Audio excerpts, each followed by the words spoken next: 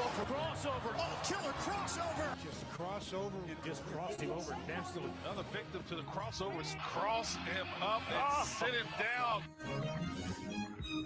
Time for the crossover, powered by Everlevel Concrete Repair in Omaha at everlevelconcrete.com. Josh, what do you think? Just don't stop talking. I know. Even when they should. I know. They just keep I saying find it stuff. endearing. I do too. They're very cute. Yes. I can't believe, like, man, I didn't know I'd get a Scott Niedermeyer drop. Like, I didn't think I'd hear that name today. I mean, back when Schaefer and I were younger, hockey was very much a part of the conversation.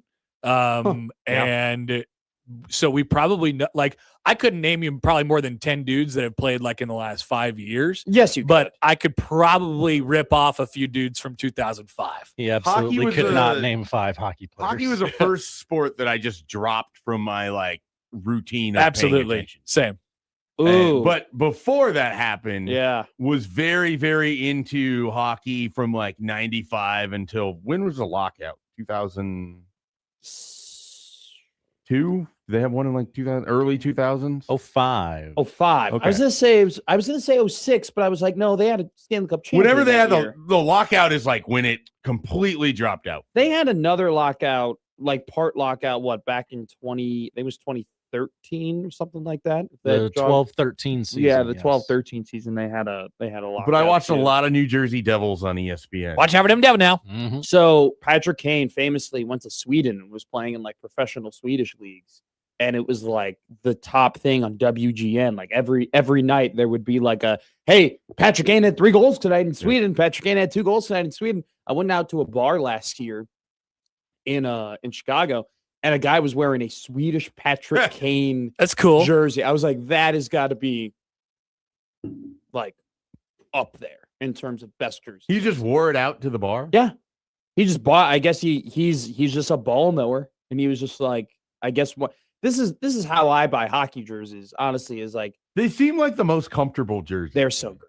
They're so great. Sweaters. Hockey jerseys are I'm done wearing basketball jerseys. I'm Least done. comfortable jersey. I don't have the big enough arms or anything like that. Or Or hoodies underneath them. Yeah, no. That's so high school.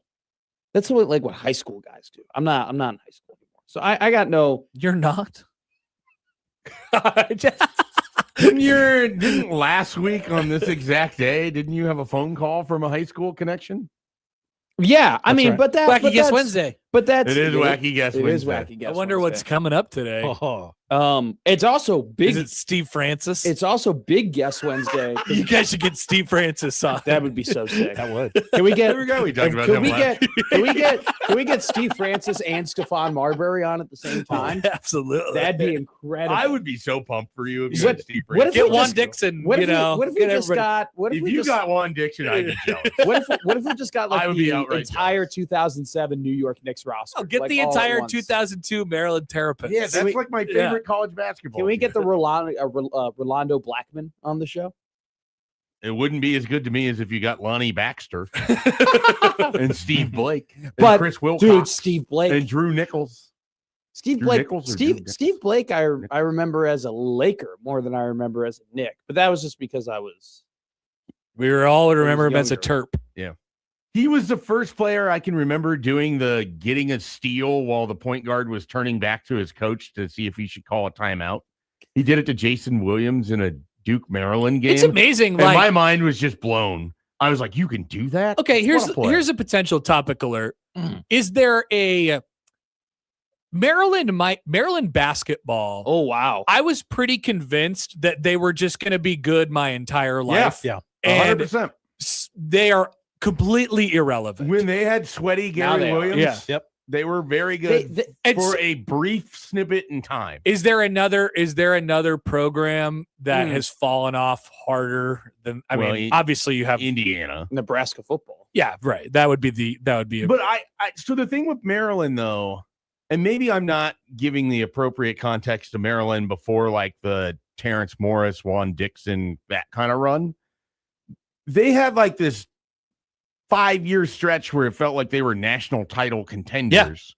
But then after that, they were like lucky if they hit the second weekend. Yeah, it was a very small moment in time. But I think But when it was there, like that 2002 Maryland team was incredible. I think what's Ton of cool, fun. I think what you guys are kind of referring to, though, like what is kind of cool about Maryland is that it's the fact that they weren't like Duke or Kentucky or like they weren't Kansas or Well, North it's Carolina. funny- the fact that it kind of was like, But it all in a depends on your bottle. perspective, though. Yeah, Like sure. when I was growing up, I was pretty convinced, like, oh, they're just a blue blood. Yeah. yeah, Like, so I thought yeah, they that's great. were Duke and Kentucky. Yeah, At the time. yeah. Who was Maybe that? I was wrong. So who but- would Because that, they went who toe would to that toe with be? Duke. That's yeah, why you they would thought always that. they would always beat Duke. Yeah, Who? You know what?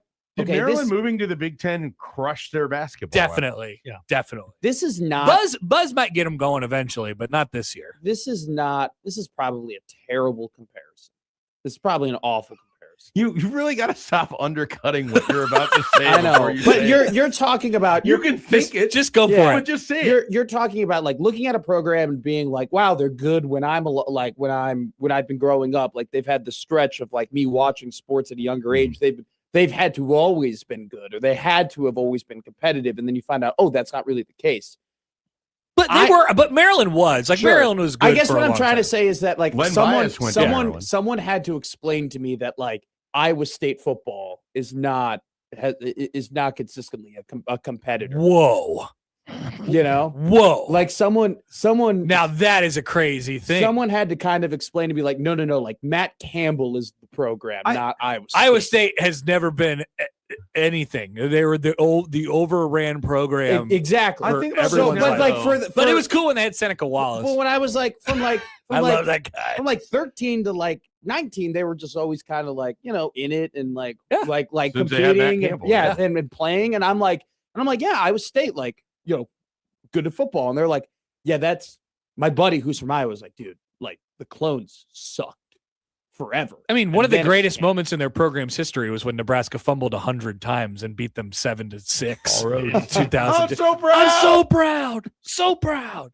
Seriously, But it's on every Iowa State highlight video of all time. So you saying that makes me think of like, okay, who would someone be thinking that of if they were 15 right now? Right now, of There's like, like a 15-year-old that All right. thinks that Ole Miss is a historically good football Well, program. well, good one. well, yeah, And they that's are a not great one. good. they are very. That's They a have a great lot one. of history, Yeah. but certainly not good. You know Yeah. what? Would Creighton 2002 Independence Bowl. men's basketball? Now they've been good the entire time, but it's a very different level of good. because they were in the now. Missouri Valley Conference Yeah. for so long. They elevated under McDermott to a level that they were not at previously. Okay. But they But if you were were- born in 2014, so if you were 12 years old right now, all you would know is how good the basketball team is in Lincoln and how often they beat Creighton. no. All you would know Well, your is formative years of like 10, you'd be 9, 10. all. But if you 12. were born in 2014 and you were currently 12 right now, which is kind of what we're talking about, all you would know about Creighton is consistent Big East contender. Yeah, and you'd elite. probably be pretty mad right now because Yeah. it appears that they're not going to win an NCAA You tournament probably game would've this year for the first time in your life. switched Exactly. Like You know, Schaefer. They would have. No.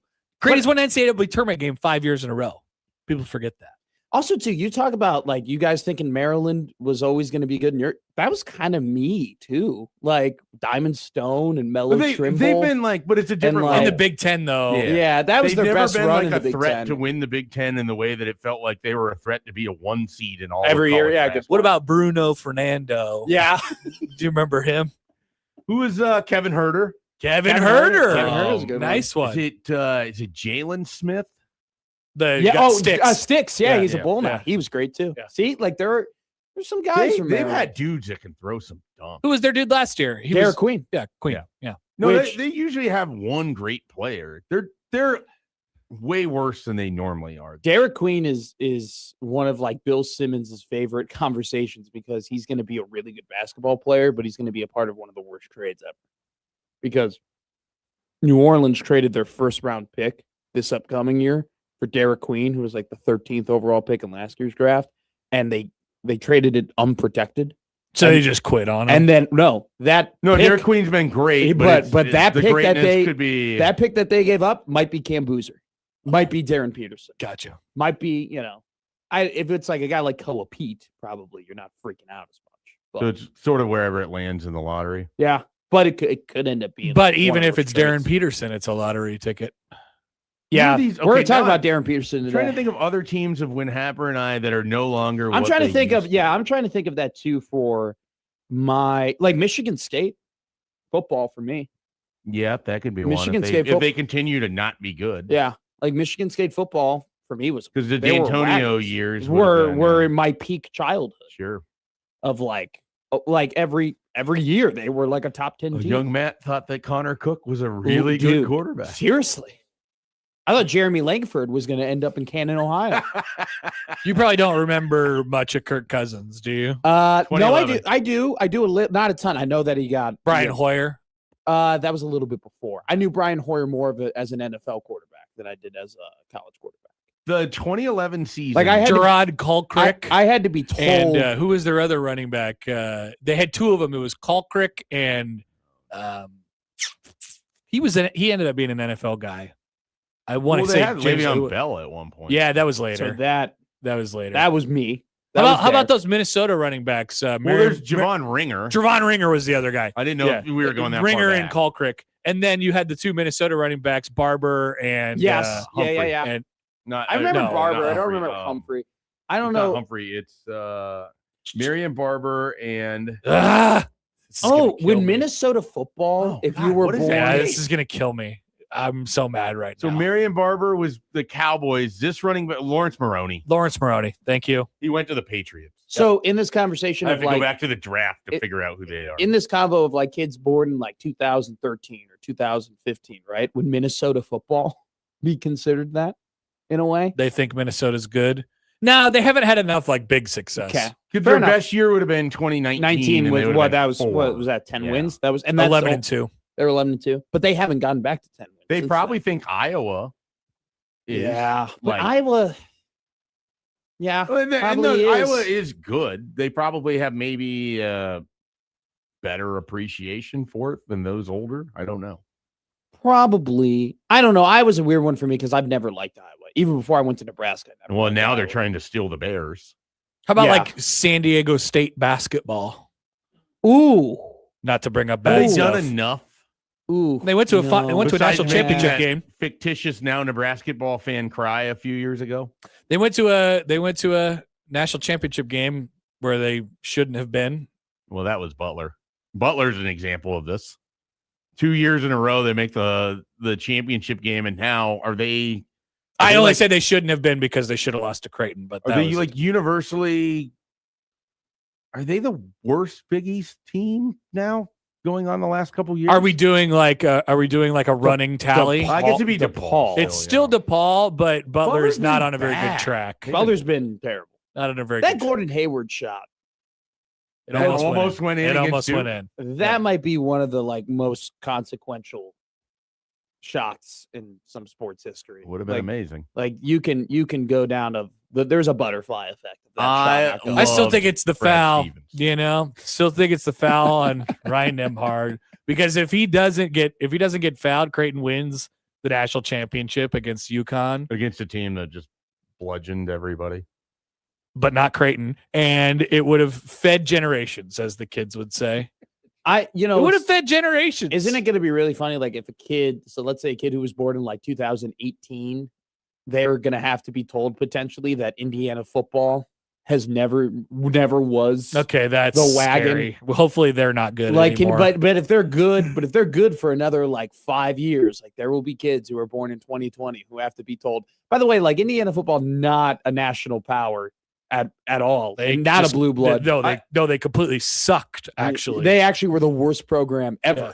I'm now trying to think like Connor Happer with teams that I've rooted for, and I've decided if Brett Favre never throws that interception and then the Vikings go on to win the Super Bowl, maybe he never defrauds the public in Mississippi. Huh. maybe Well, Possibly. Maybe he's a conquering hero. could have saved a lot of volleyball you want players you in want a funny one? Mississippi. What if Jay Cutler doesn't hurt his knee against the Packers in the 2010? And then Aaron Rodgers never makes a Super And then Bowl. Aaron Rodgers never makes a Super Bowl, never wins a Super Bowl, and Jay Cutler wins a Super Bowl. Well, they wouldn't have beaten the Steelers. They would have beaten the Steelers. There's only so far we can let these hypotheticals. You go. are allow Connor Creighton would have beat to FIU and you're UConn. gonna allow FIU Connor and to UConn. go 2 whole games, but you're not gonna allow me to say the Bears would have won a game even though they played the First Packers of all, closer with their I backups. want the record to show that every time this comes up, I point out that UConn won all of those games by an average of like 30 points, And Creighton beat him in the regular season. which is not the Yeah, same you thing. you just jumping to Creighton would have definitely won the national championship is wild. I mean, I don't actually I can't say it definitively, but I love- it's no. a bit, They would have played UConn in the national See, when I championship have- game, a when- game that they would have had a chance to win See, when I have bad takes, if they would have beat FAU. when I have bad takes, it's like it's a referendum on my character. When you have bad takes, it's just a bit You think it's a bad take? that they would have won. They for sure would have won the national championship. I didn't say that. I said they could have. You didn't know? No, that's not. If you have the court reporter right back, you said feed generations. You An just act- say that. an A acted- Creighton UConn national championship game would feed generations. It Hell in wouldn't a have cell. generated. Hell No, in it a would cell, not. part It would 3. Whoa.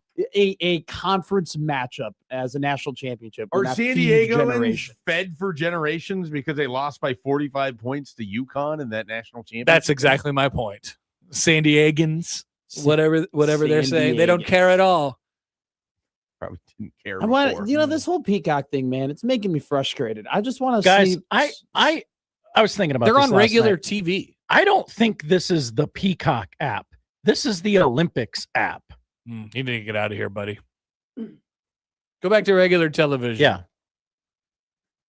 Well, because we go on this gold zone BS. Watching someone struggle his way through a remote is great. No, but it's look, not this you. isn't the Olympics app. You can watch. Yeah. You can watch Jenna and Chanel. This definitely isn't Peacock, though. Yeah. This is something very different. I think it's the NBC app. NBC Sports Yeah, app. this is the NBC wrong app. Yeah. You're on the wrong app. Get out of here. Okay, but I hate this gold zone thing. I just want to watch Slovakia hockey. You can do that on Peacock. They're on literal television, USA Network. Go to the one that says Go- Peacock. Go Yeah. to television. I just, you know what? Get He's out of my young. hair. Young Just people. let me do the things I want to It do. was on. Young people don't do It switched television. to the luge. Oh, I didn't see that. I didn't want to see it. He, I didn't see the luge. I don't want to watch the luge. he cannot handle multi-views or No, this is not true. rotating coverage. This is not he, true. He wants one You can't handle the whip around fixated. coverage. I don't know if he can handle it or not. He This wants is a hunk of crap. one fixated. This is game. this is totally incorrect. First off, I love multi-view. I use multi-view every single day. Secondly, I don't want to watch skiing. I don't want to watch the luge. I don't want to watch bobsledding. I want to watch hockey. Okay. And when they're in good games and then they flip to, hey, people are skiing down the mountain, they're shooting with the rifle. I don't care. I don't know who any of these people are. I never will know who any of these people are. But I want to watch Miko Rantanen play hockey. So you'd rather watch 20 minutes of commercials Yes. instead of Yes. luge Yes. during the intermission. Yes. Okay. And Caroline Harvey gave a great interview during the first period intermission. I It's enjoyed just watching. the Olympics. How do you know that? The sound isn't on. Yeah. I went back and watched it on Twitter. Okay.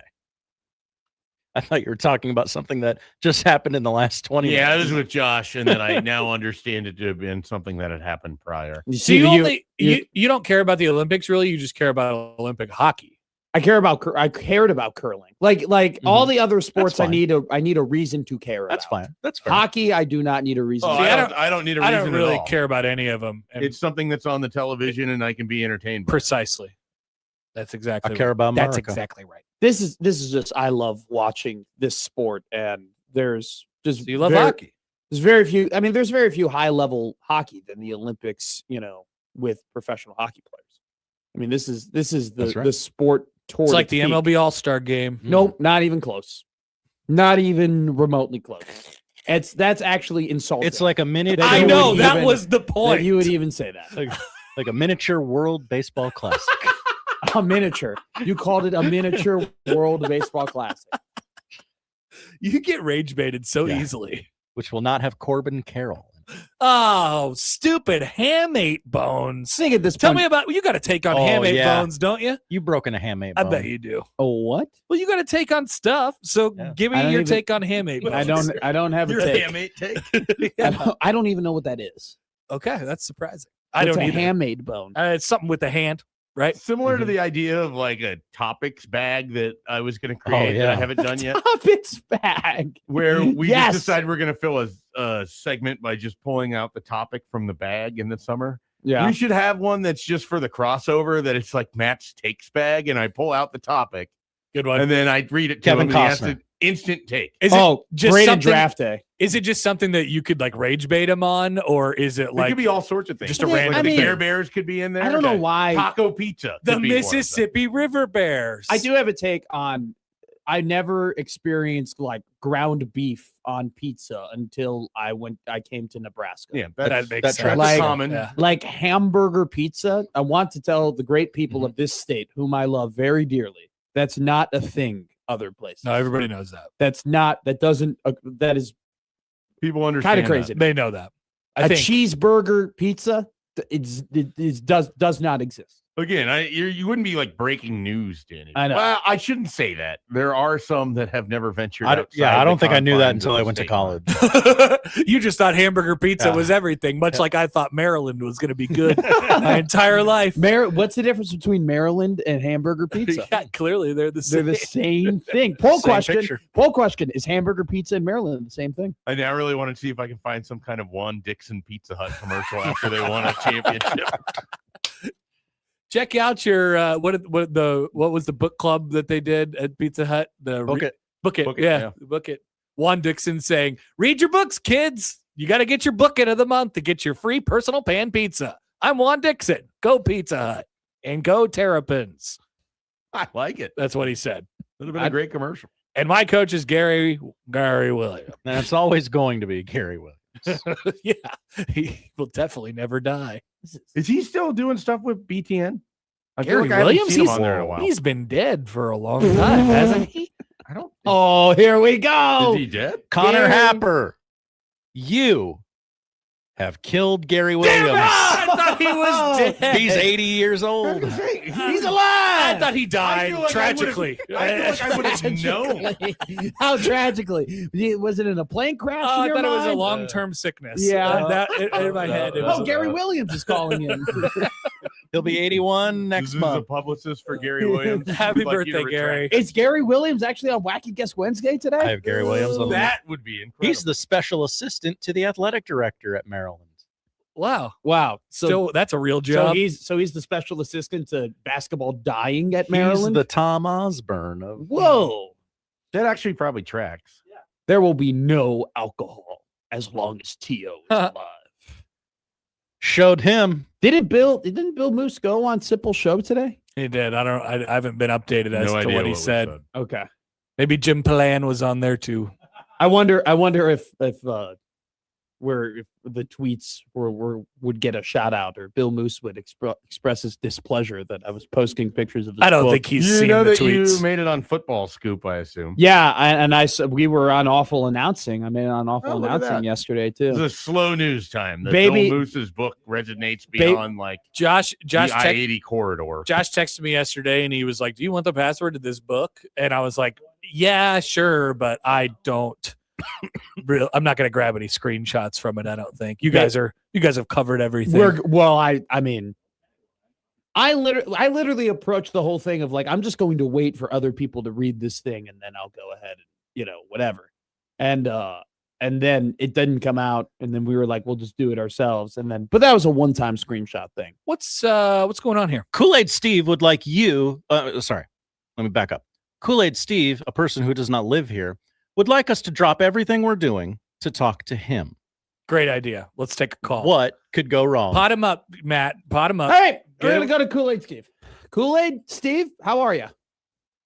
Well, I'm doing really well, and I came back to visit some friends, and I thought I'd call in and see how everything's going.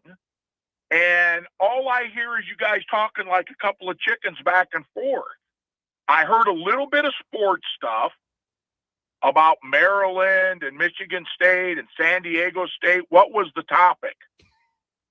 Great question. Topic is the crossover where yeah. there are no topics. It was old powers that we thought were going to be powers for the rest of our lives and then weren't anymore. Do you have a take on that, Kool-Aid Steve?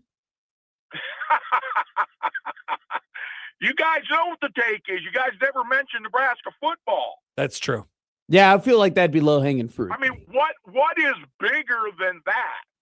what all of us people, I just turned 60, thought we could rely on being at least relevant for the rest of our lives. And now we pay a guy $10 million a year to win 6 or 7 games. That's a good point.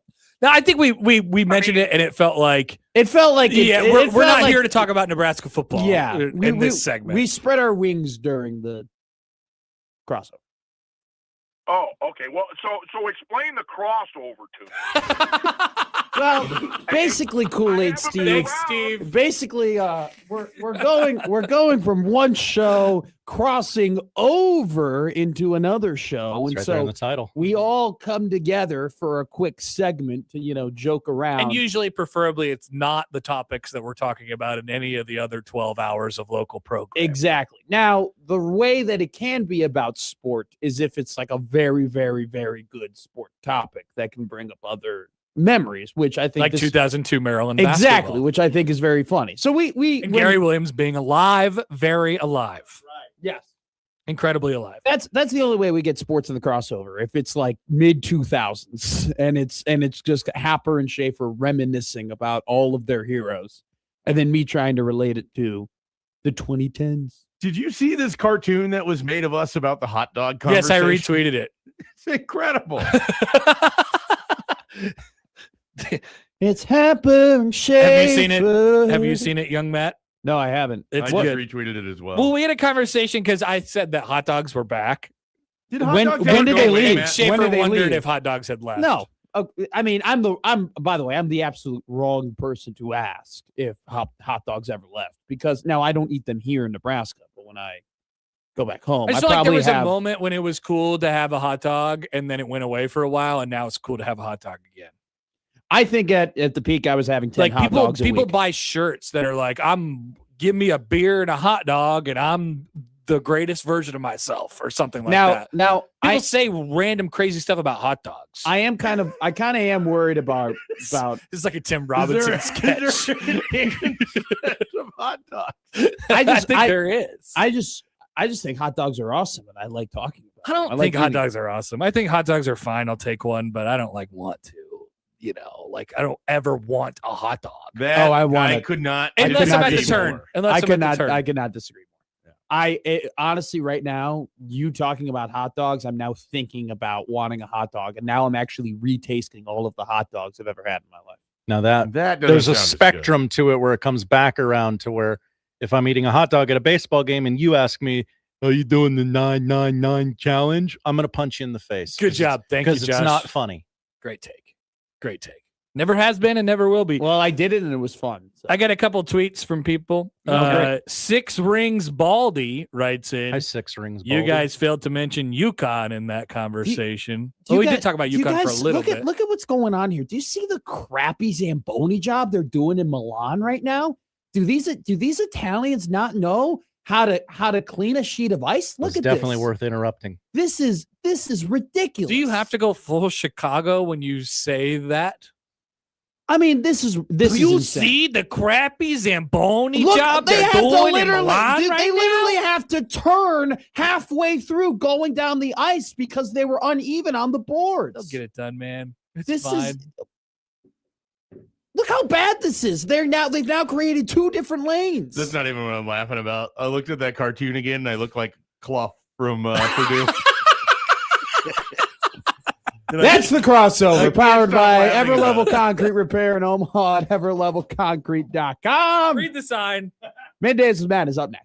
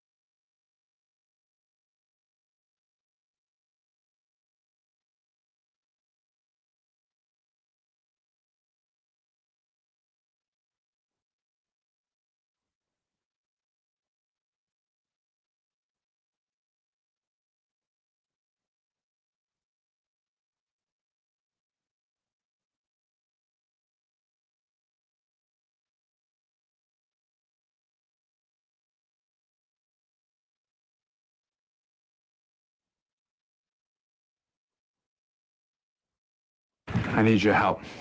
I can't tell you what it is. You can never ask me about it later, and we're gonna hurt some people. Whose car are we gonna take? I have a lot of things I want to get off my chest. That's an absolutely horse crap call. Make room for Daddy. But they are who we thought they were, and we let them off the hook. Chicago is.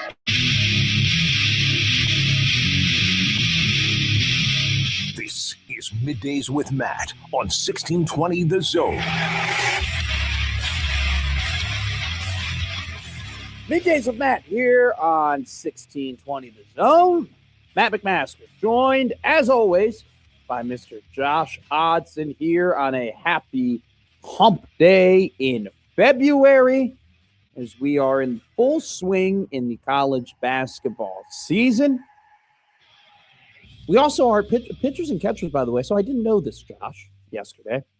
You went ahead and the title of the show was P's and C's Report. Yeah. Pitchers and catchers reported yesterday. We did get That's right. some news, by the way, of certain injuries around baseball. Chris Bryant not going to play in the first 60 games this season, potentially. Obviously. I feel so bad. Because like there really isn't a whole lot of things more sad in sports where you're just like, a guy's awesome and you love him, you fall in love with him, and he's at the peak of his powers, and you think he's going to have this great, long, illustrious, incredible career, and then he goes ahead and suffers injuries. And then there's nothing worse than when before he suffered all those injuries, he signed a massive contract for a team. And so now it's not just like, oh, you're sad about it. It's now Rockies fans can't stand Chris Bryant in a way.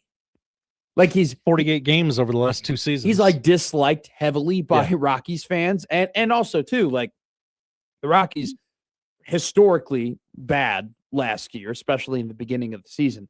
Like he has a lot to do with it because it's not like the Rockies or the Dodgers or the Yankees or the Red Sox or one of these big market teams that has all this money to spend. They really only get a couple of shots at, couple of big swings, if you will, at getting their marquee players. And he was their swing and they missed wildly on it because of, things that you couldn't foresee. He's out.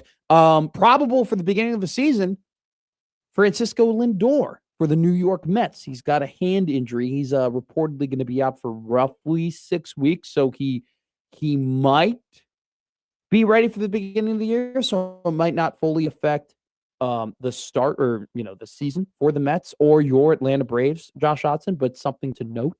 So we will see as we are inching toward baseball season. We are basically there at baseball season for college baseball. The season starts this Friday. Creighton baseball will take on St. Mary's in California. Nebraska they will play UConn on MLB Network on Friday, and the Omaha Mavericks, they begin their season playing Arizona State. So we will have a full slate of baseball here on Friday. We'll probably go ahead and get a college baseball guest of some sort of ilk on Friday to discuss the beginning of the season. We are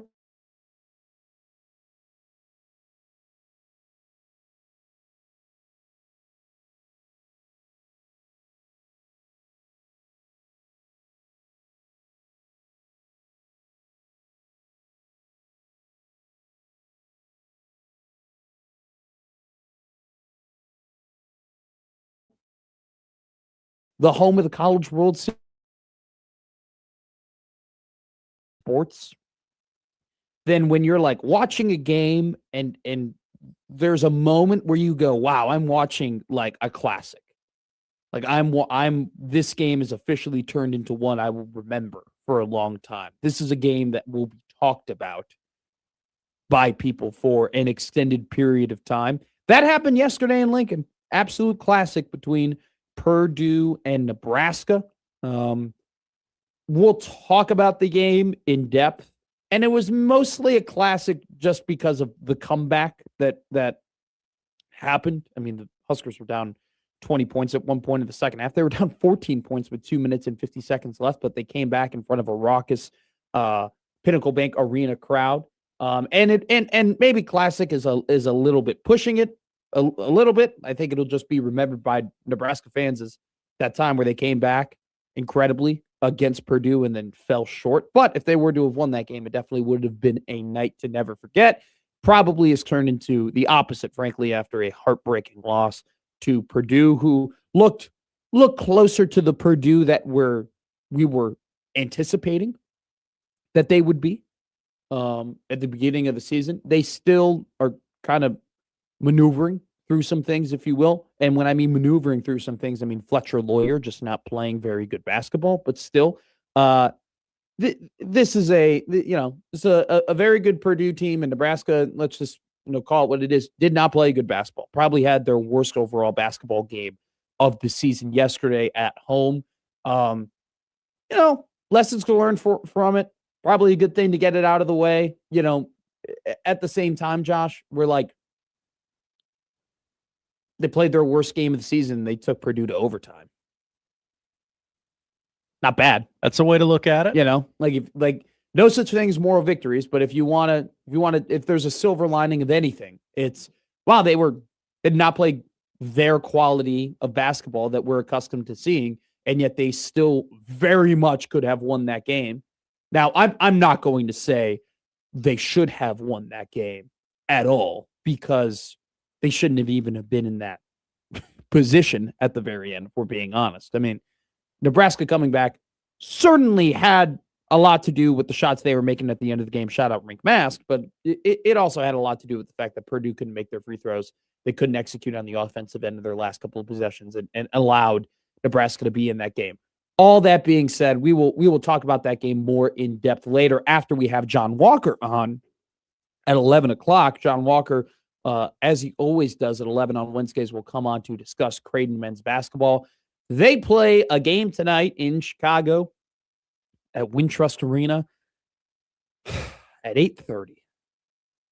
Great. My fellow Americans, if I were elected to be your leader, I would ban 8 o'clock college basketball tips forever. 8:30 is way too late. 8:30 Central Time, way too late to start a basketball game. What are we doing? That's ridiculous. Well, good thing this one starts at 8. Is it 8? Yeah. Or is it 8:30? It's 8. Why did I think it was 8:30? I don't know. Perfectly reasonable time to start a basketball game. No, it's not. 8 is still late. You're 20 plus years I'm doing old. I'm doing the post-game show. You'll be home by midnight. I don't like that. I want to be in bed by 10. What happened to everybody talking about me having to mature? Now I'm telling you that I want to go to bed at a reasonable hour, and now I'm a wuss. What is it, Josh Hodson? That's fair. Am I a wuss or am I maturing?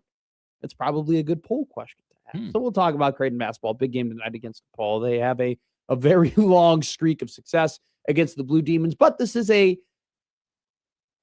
fun. It's a good DePaul team for what we're used to seeing from DePaul. It's not a good team they're playing, but for how bad DePaul has been, this is definitely one where they're at a higher level, and this DePaul game for Creighton has turned into, okay, you walk in, you're going to win. Unfortunately for the Creighton Bluejays, if we've learned anything this year, that this is not the team that can just show up and play against a lesser opponent and they're just going to dominate and win. Okay, because we thought that would happen with Marquette and it didn't occur. And we've seen this team lose to lesser opponents. We've also seen this team, for that side of the coin, where I say, well, they can't just walk into any gym and beat a lesser opponent. They can't just roll out of bed and beat a team like Marquette or beat a bad team like DePaul. The same time, you never can count this team out of games either. They've done it multiple times now where they're down 7 points or 9 points with 90 seconds to go, and they just find a way to win and take advantage of other teams' mistakes. So there's definitely two faces of the moon when it comes to this Creighton Blue Jay basketball team. We will talk about the Creighton Blue Jays at 11 o'clock with Jon Walker. We'll also discuss Darryn Peterson, an interesting article released on On3 today about some intel that college basketball head coaches are looking at the Darryn Peterson situation in Kansas, which is the Darryn Peterson situation in Kansas is simply this. He's an incredible basketball player, a phenomenal NBA prospect. He brings everything to the basketball court that you would want, but there's clearly a lack of motivation and you can, I think it's totally justifiable to question his love of the game. And on top of that, because of how much money Kansas has invested in him, it just has kind of become a circus where we're not talking about the fact that the Kansas Jayhawks have won 8 games in a row. We're not talking about the fact that the Kansas Jayhawks have kind of, I don't want to say turn their season around because it's not like they were, stuck in the mud or wandering in the wilderness, but they definitely have played some of their best basketball and are starting to peak at the right time in the college basketball season. And are we talking about the Kansas Jayhawks potentially winning the Big 12 tournament, potentially winning the Big 12 regular season championship? Are we talking about the Kansas Jayhawks maybe being a Final Four national championship contender? Are we? We're not. We're not. What are we talking about? We're talking about Darryn Peterson. Hey, they got the next Zion Williamson on their team. Yeah. Hey, they got the next Ben Simmons on their team. Hey, we're talking about the fact that we have one of the best prospects we've seen in a while. And to be fair to college basketball, we've seen some pretty damn good prospects over the last 10 years. Zion Williamson, Cooper Flagg, now Darryn Peterson, one of them. We're not talking about Kansas Jayhawks playing great basketball. We're talking about the fact that this guy isn't playing. And definitely seems like there are some issues going on behind the scenes that I think Bill Self is trying to do his best not to explode in front of the media about. So we'll talk about that. I just got to make it to the end of the year, and then I can get out of here with health issues. well, I just got to get out to the end of the year. Well, what do you think? How do you think Jacques Vaughn feels? Oh yeah. Like do you think Jacques Vaughn is looking at what's going on in Kansas and being like, wow, I can't wait to take over this situation. I can't wait to have these expectations every year. I can't wait to I can't wait to deal with prima donna players and their prima donna parents. Can't wait to deal with that. So it goes both ways. And so it was an interesting article on 3 where they talk about like teams are kind of questioning whether or not they want to invest heavily in players. And I beg the question though, is it so much about not wanting to deal with great players, or do college basketball coaches look at a team like Nebraska who don't have this massive NIL budget and who aren't this big spender, but yet what do they have? An old team that fits the system that they run, that's well coached, can play his defense. And they look at that team that has spent a fraction of what Kentucky spent and what Kansas spent and what Duke has spent, what Arizona has spent, what Purdue has spent, and is able to compete amongst the. I mean, look, you can say what you want. The last 3 times Nebraska's played a high quality team in the nation in terms of basketball, they've lost those games: Illinois, Purdue, and Michigan. They lost 1 game in overtime. They lost 1 game by 3. So you can question the results, but you can't question the fact that Nebraska's competing against the best teams in the country. So we'll have a pretty in-depth conversation about that. The Iowa Bears. It could happen. No, it's not going to happen. But for people who, and mainly for Connor Happer and Mike Schaefer, who on their show literally said, I wonder if Matt McMaster would root for the Bears if they moved to Iowa. The answer is absolutely not. Absolutely not. If the Bears moved to Iowa, I would no longer be a Bears fan. You'd abandon your fandom? I would go. As they're on the cusp of greatness? I didn't leave the Bears. The Bears would leave me. All right? They abandoned me. I didn't abandon them. They're no longer in Chicago. They become the Mississippi River Bears. And you want to say I abandoned them? Absolutely not. That's right. I would be a Minnesota Vikings fan until the Chicago got a new NFL team, because there's no way that the NFL would go multiple years without putting another team in Chicago. So that's how I would approach it. But we'll talk, because I think there's an interesting point to make about Iowa being like, yeah, we want the Bears. And it's a point that has less to do with the actual premises of the Bears going to Iowa and more to do with just the popularity of the NFL and the viability of just franchises going to places that necessarily don't have the highest populations, and I think it speaks to how big that league has been. So we'll talk about that. We'll talk about it, dude. So I know Nebraska basketball fans definitely are worried. Hey, we just lost a game, and we'll probably fall in the rankings. A lot of ranked teams lost yesterday. Wisconsin defeated Illinois in a great game in an overtime battle, 92-91. Hell of a. We previewed that game as a John Blackwell versus Keaton Wagler special. Lived up to the billing. Both of them played incredible yesterday. Illinois didn't have Andrei Stojakovic, and so they were kind of down to 6 guys on their bench, and they ended up playing a lot of minutes. And so we'll talk about that. But hey, guess who won yesterday? Dog of the day cashes again, 2 times in a row, baby. 2 times in a row. TCU, which the spread of that game was -7.5. I told you to lower it to 4.5 because I just thought the TCU at home, they've been playing some better basketball as of late. They found their rhythm which they had earlier in the year that had them play Michigan at the peak of Michigan's powers, the closest anybody had played them on top of beating Florida. They defeated Iowa State yesterday, who in a very unlike Iowa State manner couldn't play defense without fouling yesterday. Plaquette goes in such an ugly court. You're right. So wild night in college basketball, not a great night in college basketball. Tonight, we'll discuss that. It's a wacky guest Wednesday here on 1620 The Zone. One of the best segments we have here in Omaha. On top of, we have a very big guest today. At 1:30, we will be joined by Nebraska volleyball great, along with Omaha Supernova, first-year Omaha Supernova. Merritt Beason will be live in studio today from the Omaha Supernovas to just talk about the Supernova season, talk about her return to the state of Nebraska, talk about the glory days of, those great teams that she was on at the University of Nebraska. So Merritt Beason will be here in studio. We'll talk to her at 1:30. Really excited about that conversation. Excited about our conversation with our wacky guest at 1 o'clock, and very excited for a conversation which will come up at the top of the hour with Jon Walker about Creighton men's basketball. Don't go anywhere. Great show ahead of you here on Middays with Matt on 1620 The Zone. Middays with Matt on 1620 The Zone.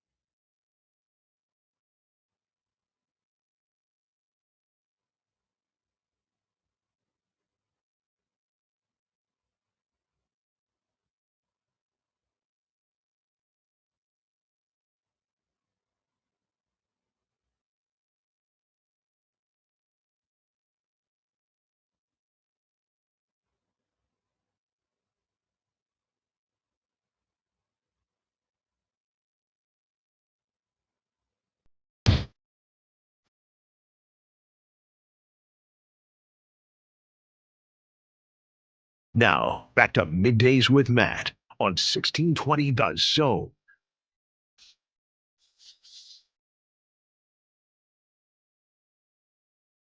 Middays, man, on 1620 The Zone. Fun night of college basketball yesterday. The number 5 team in the country fell. The number 7 team in the country fell. The number 8 team in the country fell yesterday. And a slate where we did, credit to us, we did say not a lot of marquee matchups, but a couple of interesting games to be had. Definitely delivered. TCU defeated Iowa State.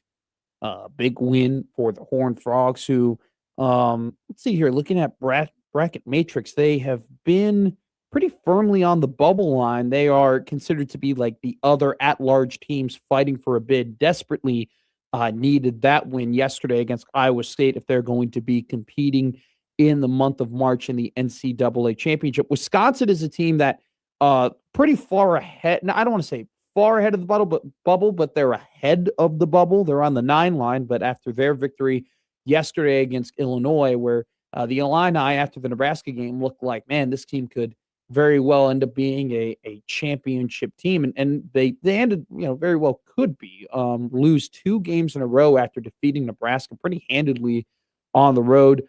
They went on the road to Michigan State, battled that team to overtime, and lost. And then yesterday, we're actually at home against Wisconsin, where they were a 9.5-point favorite, and lost to the Badgers. As time progresses, that Wisconsin win against Nebraska by 30 points, where they absolutely bludgeoned the Badgers, probably is the best aging win for the Huskers. If we're being out, like the Michigan State win hasn't aged terribly. Now, the Illinois win definitely has aged pretty well. But in terms of like when you beat Wisconsin by 30, I think people were looking around being like, oh, this Wisconsin may not be good this year. Wisconsin may be struggling this year. This might be a bad Greg Gard team. No, Wisconsin's played some really good basketball the last couple of weeks, and that kind of all culminated yesterday in Urbana-Champaign, where they defeated the very much contending Illinois Illini, which, by the way, too, great night. Great night indeed. If you are a Michigan Wolverine fan, in terms of basketball, because things very much flipped the right way for Michigan in terms of the Big Ten standings. They entered the night 1 game ahead, so they were 12-1, and the next team behind them was Illinois, who was 11-2. After Illinois drops to 11-3, and Nebraska drops to 10-3, the Michigan Wolverines sitting at 12-1 of the conference, definitely in the driver's seat when it comes to winning the Big Ten regular season title. I think you can't understate how great of a job Dusty May has done in Ann Arbor since he's taken over the mantle as head coach for the Wolverines. You look at Michigan's schedule from this point out, still pretty tough. Like, they got to go to Mackey Arena, and they got to go to Champaign, and then they host at the end of the year Michigan State. So you still got some difficult games to play. Granted, Michigan in action tonight against Northwestern. That game in Evanston, 15.5-point favorite are the Wolverines in that game. Could it be a dog of the day, Josh Hodson? Some people are wondering, and then they got to play UCLA. Granted, UCLA, another team that, like, we definitely are. I'll say this. This is a really good college basketball season, because I think that you have like 4 teams that you're like, okay, they can win a national title. But then tier 2 is still pretty good. Like, there are plenty of teams in that second tier you're like, okay, maybe they're not national title contenders. Like, I don't think it's unfair to say that. I think it's actually pretty fair to say after the last couple of games, you can look at Nebraska and say, probably not going to win a national title. Okay. Never say never. What if the Huskers find a gear that we didn't even know they had, right? In early March, crazier things have happened. Hell, look at UConn all those years ago, right?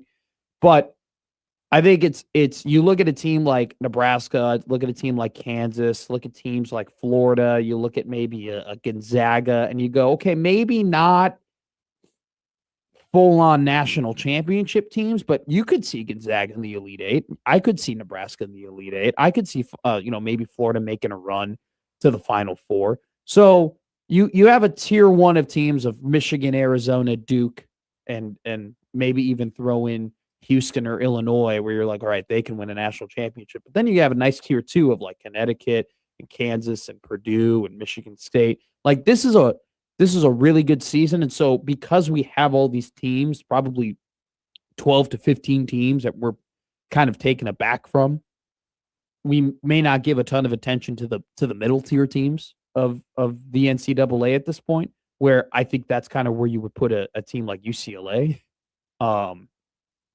But at the same time, it's like they're 17-7. They've had a pretty decent season, so that's not going to be a walk in the park necessarily for the Wolverines. By the way, do you know that I didn't know this? Michigan's going to play Duke on February 21st. Yeah. That's going to be a hell of a game. That's at Capital One Arena in Washington, D.C. So that'll be a really, really, really cool primer before we get into postseason action. The slate tonight, which does include a game that will be here on 1620 The Zone at 8 o'clock between Creighton and DePaul. Not very good. Not good indeed. You got Butler and UConn. That should be a bludgeoning. You got Michigan and Northwestern. That should be a bludgeoning. Colorado and Texas Tech. That should be an easy game for the Red Raiders. Clemson and Vautech might get a little frisky, but Clemson's having another really good season. Florida's always due for a collapse. It seems like at times they have lost 6 times this season. They're on the road in Georgia, so that might get interesting. You could also see the Gators finally turn the faucet on the season. So one of those deals where it's if you want to take a break, if you feel like you've been consuming a lot of college basketball and you want to take a break, tonight could be your night to just kind of maybe put on a movie. Maybe watch a Connor Happer classic. Ooh. Maybe it's on HBO. Maybe you watch Tommy Boy tonight. Maybe you watch Dumb and Dumber tonight. Maybe you watch Speed tonight. Oh, Wildcat. Maybe you turn the TV off and turn your radio on and listen to John Bishop call a Creighton basketball game. Or you could do that. Maybe I'd be a good company employee and promote the station. No, that's not why I said that, actually. I'm going to tell you this right now. That first moment that I turn on the Cubs broadcast and listen to Pat Hughes and Ron Coomer, and the first time you turn on the Braves radio broadcast, and the first time that all of the baseball fans will turn on their local radio broadcast is going to hit like crack. Put Ben Ingram into my veins. Oh, everyone who loves the baseball team has that moment where they're like, you know what I'm going to do tonight? I'm going to put on the radio. I'm just going to listen to baseball. I'm going to put my phone in my cup holder like a complete savage. Yes. Turn my baseball app on and listen to the radio. I'm going to go ahead. You know what? Husker baseball fans might have that moment. Yes. With Ben and Nick Canley. Or Creighton baseball fans might have that moment with, do we know who's calling the game at St. Mary's on Friday? Is one of ours? I have no idea. Okay. We'll ask. We might know the people who are doing it. So we'll go and ask. All right. I listened to the clip of Nate Rohr doing Nebraska's knocking off #1 Texas. We should get Nate on the show at some point. The state loves Nate. That's what they're saying. Is that what they're saying? Yep. Print the shirts. You know what? We should just get Nate on. And I go, hey, Nate, can you say it's third down? We need a drop. Hey, Nate, our drops are lacking. You just want to give us it's secretly a recording session the whole time. Yeah, seriously. Seriously. We ask Nate a question and then we tell him, can you read off the script, please? Hey, somebody who doesn't read off the script, who actually writes the script, if you will, is Jon Walker, the Omaha World Herald. He goes ahead and joins us next year on Middays with Matt, talking about Creighton basketball's matchup against DePaul and their unlikely comeback victory against against Seton Hall last week. We will talk about all of that and maybe a little bit more. Big LeBron James fan, Jon Walker. Something happened to LeBron James yesterday that hasn't happened in a while. So we'll get in on that here on 1620. Middays with Matt on 1620 The Zone.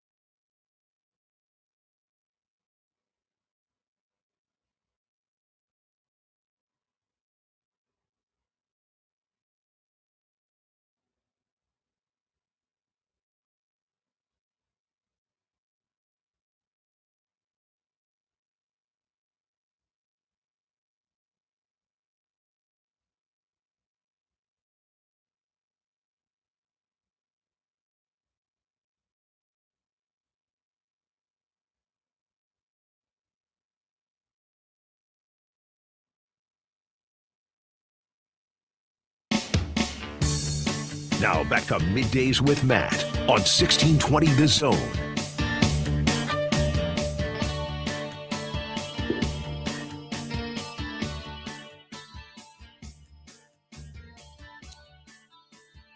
The Zone has a lot of different places that we want to send you throughout the year.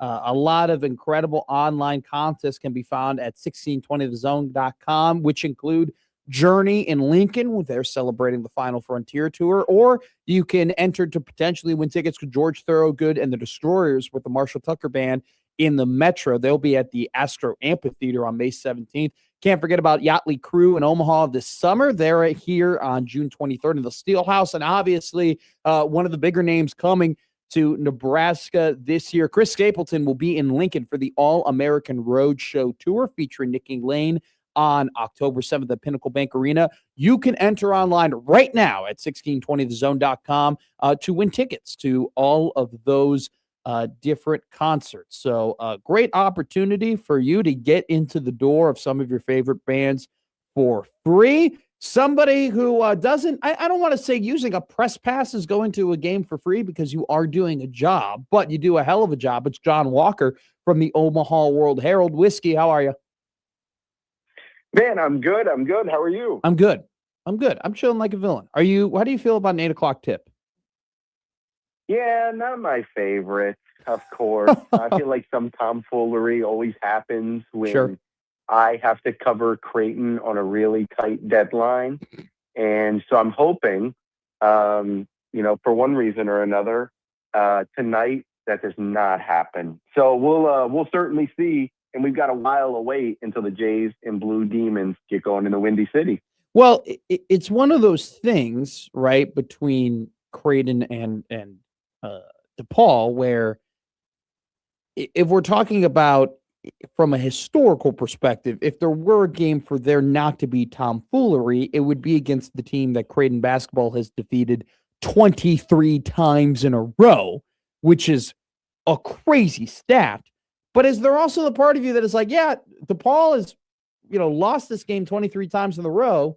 At the same time, this is kind of a season where the gap, if you, this is not an argument, it's the fact the gap is kind of closed in terms of DePaul to Creighton, just in these two teams specifically. So if there was a night for tomfoolery, this could be it, could it not? Yeah, I mean, you certainly more so than any year in the past, any game in the past, like, I don't even know, 10 years. Yeah, I mean, really, seriously. Really, DePaul closed as a 2-point favorite in February 2022. That game was also in Chicago. Those were the Baby Jays that had Ryan Hawkins and redshirt freshman Ryan Kalkbrenner and freshman Ryan Nemhard and Trey Alexander. And yes, those were the Baby Jays. They went to the Windy City, home of Matt McMaster. Yes. Thank you. As a 2-point underdog, and they won that game 71-59. So that's really the only time in the past few years, I guess you could say, where it was Creighton, maybe there was going to, be something, maybe the streak was going to end, but it didn't. Excuse me. Bless and you. It hasn't. So 23 consecutive wins is just insane, man. It's crazy. What were you doing in January 2015? I was a freshman in high school. I was in 8th grade. I was getting ready for Chris Bryant to potentially break camp for the Chicago Cubs. See, and that's the last time that DePaul beat Creighton. Yeah, that's January crazy. 2015. So it's been forever. Was that a Max Strus team? Only for was that a Strus team? I don't even know. No clue. Okay, I can look. But even if it's only for this season, the gap is narrower than it has been over the past handful of years, certainly. Mm-hmm. And the thing that I find really interesting in all of this, Matt, is that Creighton really got a good up close and personal look at what Chris Holtmann was building. Because as Greg McDermott pointed out after yesterday's practice, DePaul should have ended Creighton's Big East tournament run before it ever really began. Yeah. Like the Jays trailed by, I believe, as much as 17 in the second half. They were down 11 with 2 minutes to go in regulation, played both overtimes without Stephen Ashworth, who fouled out, and still won the darn basketball game. Mm-hmm.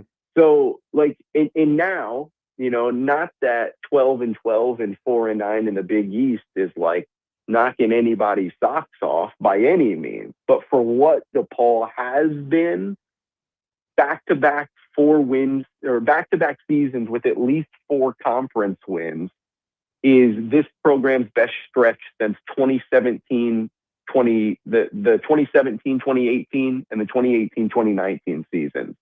So DePaul is building something. We'll find out how much Chris Holtmann and the Blue Demons have built tonight. But what I do find, Matt, is that Greg McDermott, Creighton, was one of the first powerful Big East teams to really see a year ago at the Big East tournament what this DePaul squad has continued to build toward even now. Yeah, it's one of those things where DePaul has lacked true guidance, really, and just Chris Holtmann, and you can tell this by the success that he had at Ohio State. Like, he knows what he's doing, and I think that DePaul has kind of lacked that, and DePaul has, very much lacked the ability to keep, a very talented city of high school basketball players, in their backyard, right? They haven't done well in terms of Illinois recruiting, and last year Holtmann went to the transfer portal, and just got as many guys as possible, and you see that there's a vision. And then tonight with DePaul, they're a 1.5 point favorite. Jon Walker.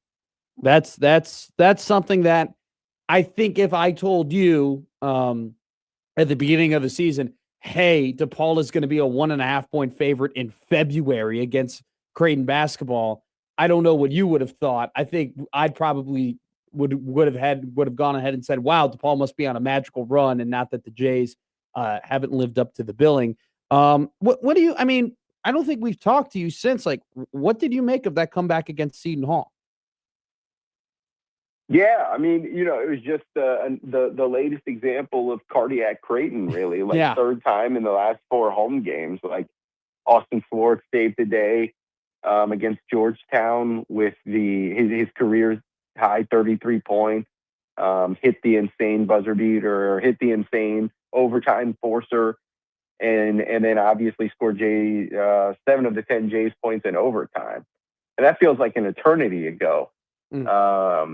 And then, 8 days later, he had a chance to tie the game against Xavier and misses the free throw, grabs the offensive rebound, and somehow, some way kisses it off the top corner of the glass and in to beat Xavier at the buzzer. And then we all know what happened against UConn. That was another ugly one at home. Only a few weeks after the ugly loss at home to St. John's. But then the Jays bounced back. And with Austin Swartz sidelined with a tweaked ankle, Nick Graves stepped up and saved the day this time. So it was just nuts. Like, for as good and as bad as this season has been at times, certainly more bad than good, right? Yeah. Like, for all that it's been, it has been entertaining to say the least. And furthermore, like, especially with everything this group went through last week, like, this is a group that is connected. Yeah. And they could have fractured so easily. They could have fractured so easily. 1, because of the basketball. 2, because some of the off the court stuff they've dealt with, and especially with how tough, how emotional last week was for everyone, Josh Dix included, right? Yeah.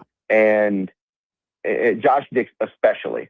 And this group could have fractured at so many points, and it didn't. Now, I'm not saying that's an excuse or that makes it okay that they haven't won basketball games, because obviously it's not.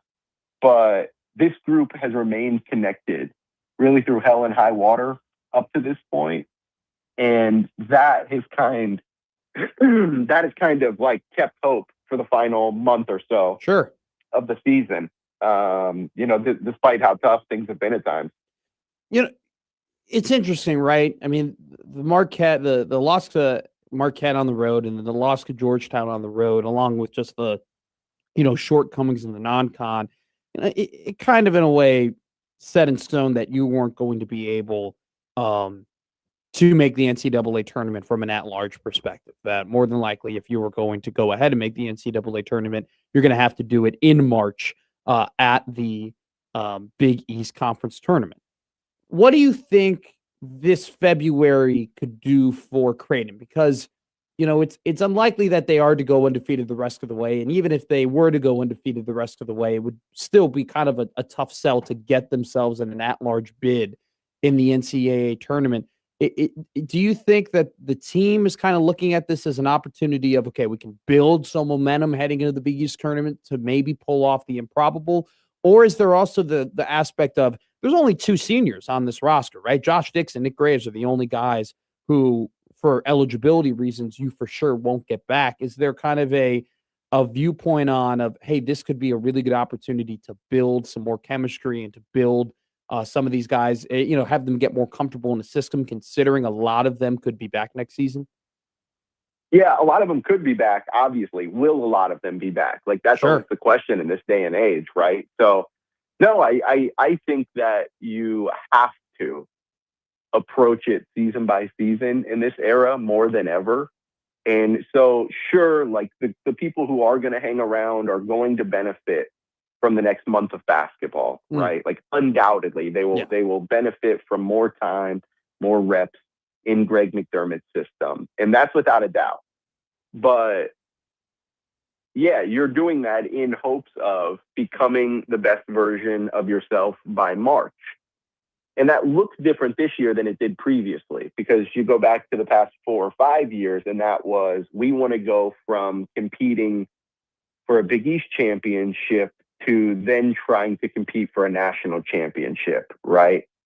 Sure. And the standard for this season at this point in time is they're trying to go from competing for a first round bye in the Big East tournament to then winning the Big East tournament. So the standard is different, yet the goal is the same, for Creighton to be the best version of itself come March. And because of this team's shortcomings, the path to a 6th straight NCAA tournament, for everything that happened in November and everything that is still happening, Matt, is really grim, because this team has not shown us that it can hang with UConn or St. John's. Yeah. And one of those two teams you're going to have to go through to cut down the nets in New York. You're probably going to have to go through both of them. If you get to that. Yeah. In theory, like you probably have to go through both of them, right? Yeah. So yeah, like the path is really grim. But anything can happen in March, and we'll certainly see what happens leading up till then. You bring up like a lot of them can come back. Will a lot of them come back? Do you think that goes both ways in terms of the coaching staff? How do you mean? Like the coaching staff being like, man, maybe the coaching staff decides that maybe good luck in your future endeavors to some players here. Yeah. I mean, that, I don't know if it'll happen on this roster. Okay. But like that happens. Absolutely. Like, for sure. Yeah. Okay. It absolutely does. Just like the players have the freedom of movement, if you will, like they're free to go. Creighton doesn't technically like have to renew somebody's financial aid agreement. You see what I mean? I see what I know. Yeah. We're now in the era where players are signing, 2-3 year deals. Yeah. And obviously the 1 year thing, like, it kind of works itself out after the end of every season. But like, if you have a guy who signed a 2-year deal, I'd assume that's a situation where you do have to go, hey, we're a year into this. We don't think it's going to work out. And then, like, are you working out a buyout agreement? Sure. Like, well, so that is really tricky. It's really tricky. That is interesting. Yeah. That is an interesting Yeah, perspective. so because I don't know if it'll happen on this year's team. Sure. But like roster construction right now, okay, they have a full 15. They have 16 really, but Josh Townley Thomas, a former walk-on, was grandfathered in. Yeah. So they have 15, right? And they're losing 2. And yes, you're losing 2, and you already have 2 players committed in the 2026 recruiting class. So that would leave no room for any roster reconstruction whatsoever. I don't I don't know. That does not seem like the best course of action. You know what I mean? And inevitably there will be players on the roster who want a different situation or want a different role or leave for one reason or another because it's 2026 and that's where we are. So you just don't know any of that until the portal opens, unfortunately. And so that's what makes it really tricky. And who knows, man? Who knows? Well, John, let's just call a spade a spade. You do need to reconstruct this roster. Like you do need to. There are some things that you need to fix that I don't think can just be simply fixed by guys improving or getting better. Like this is a roster that just needs more size. It just needs more physicality. It needs. I mean, I know it's really maybe an overreaction and easy to point out, but like yesterday when Nebraska played Purdue, right? You look at a guy like Oscar Clough who was just dominating on the boards. Like that's the type of player that Creighton could use, where he's just a physical, dominant guy down low. What could dictate? What if Creighton had a guy like Oscar Clough? What if Creighton got Oscar Clough? What if Creighton got Oscar Clough? Yeah. So it's one of those things where it's like, I'm sure that in this day and age there would be some shock if everybody came back, right? But at the same time, it's like though, because it just doesn't happen. It just doesn't happen. Their whole roster. But if it were to happen, let's say if it were to happen to Creighton, if I were Greg McDermott, I would say, guys, we might have to figure this out because we need roster space to address some issues. That would mean, because I think, I don't know, maybe another offseason would help. And not having back-to-back injuries that required surgery, sure. But just like we have seen that for one reason or another, up to this point, Owen Freeman has not worked out the way everyone hoped he would in Greg McDermott's system. And I think Owen would tell you that, Mac would tell you that, like everyone is well aware of this, right? But I think if you ran it back, you would then have to put a lot on, I don't know, Alexa Dimitrievich, because what this team has lacked more than anything is rim protection. Yeah. I wonder why, right? Sure. I wonder what 7'1" shot swatter just left, right? And so we all knew it was going to be different. We talked about that ad nauseum, but for one reason or another, Creighton has not had a proven paint presence, has not had a rim protector. Salute to Jason Green. Jason Green would be the first one to tell you he's undersized, injured, and playing out of position. Yep, he would be. And he would be. And not that he's complaining about it, but he just realizes the situation he's in. And Creighton realizes the situation it's in. So if you ran it back with the entire same roster, I don't think you you only can. brought in Cottrell Harmon and you only brought in Jaden Kuhn, I don't think you can either. You but, can't. Let's imagine a world where you did. You would have to throw a lot on the plate of Alexa Dimitrievich, a 7'1" center, to after a redshirt year to then be an effective rim protector in the Big East. Sure. And so that would have to be the adjustment. I would think. But again, I don't think you can run back this roster. Well, I also don't. I think we're talking about a hypothetical that probably won't happen. Yeah, I just think it's very sure, safe to assume that there's going to be at least a person who leaves this team and maybe finds another situation for themselves elsewhere. But it's an interesting thought exercise to have in terms of what if What if only 2 guys leave and you feel like you need 3 new players?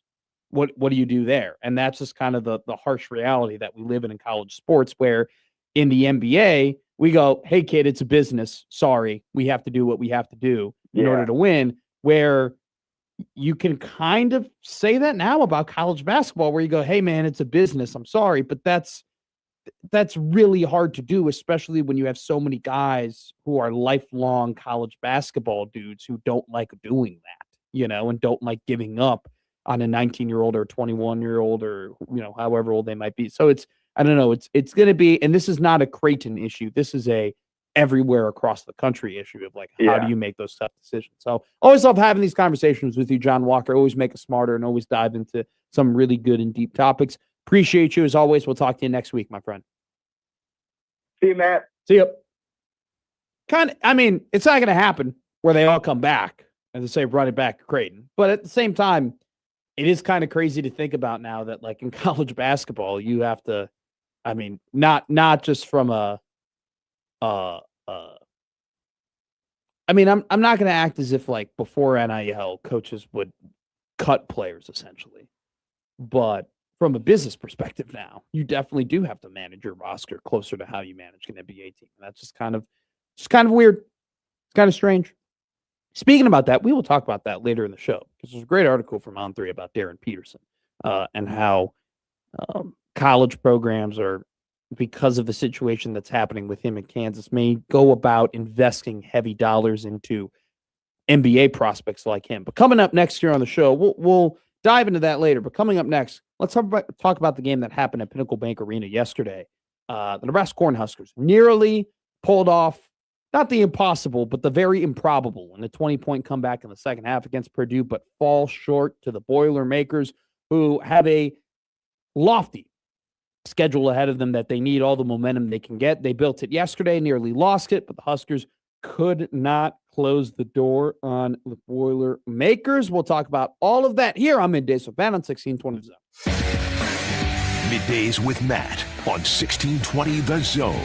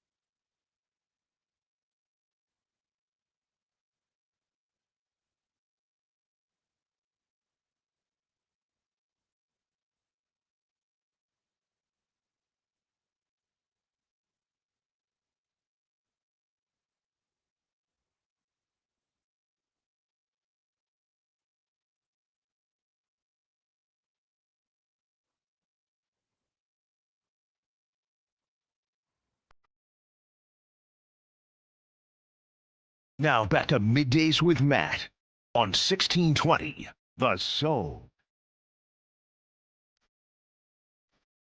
I like pettiness.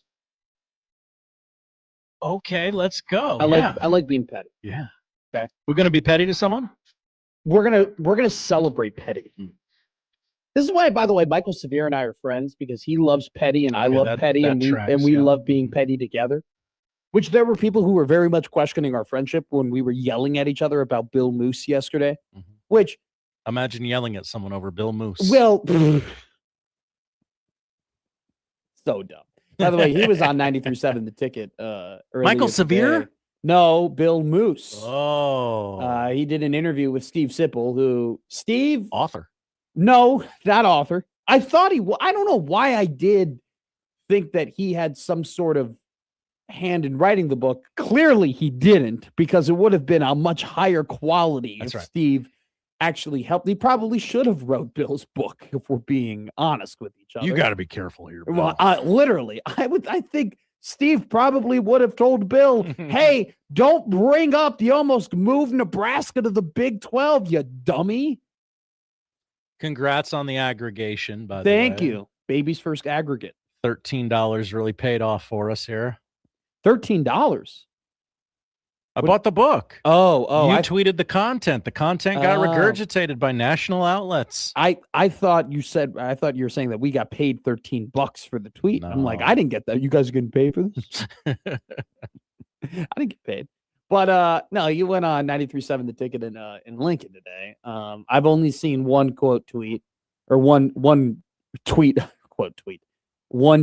with a quote from it where he described that Scott Frost walked in unshaven with sweatpants on, and that was a red flag for him. Which, first off, am I a walking red flag? Is this your job interview? I guess every day is your job interview. Well, I'm talking from this perspective, Josh Hodson. How many times have you seen me walk in with a little bit of unshaven neck beard and sweatpants? That's kind of the walking promo from that McMaster. Which it's radio. Today we did shave a little today because it was getting to the point. I have to be careful with how much I shave. I have sensitive skin. Okay. And it sucks. Because it doesn't, like, long-term health, right? Having sensitive skin, not awful, but just from an annoyance perspective, not being allowed to use Tide detergent, or having to like read the ingredients on soap, right? Really annoying. Really, really annoying. Also, too, just always having red spots anywhere. I don't know where I'm going with that, but anyway. So we'll see. I'm sure when we're done with the show, we'll go ahead and it was a 22-minute interview. So we'll go ahead and listen to it and see if there's anything there. We probably should have gotten Bill on. I don't know if he would have come on. We probably would have grilled his ass more than ask about his book. But it's in the book.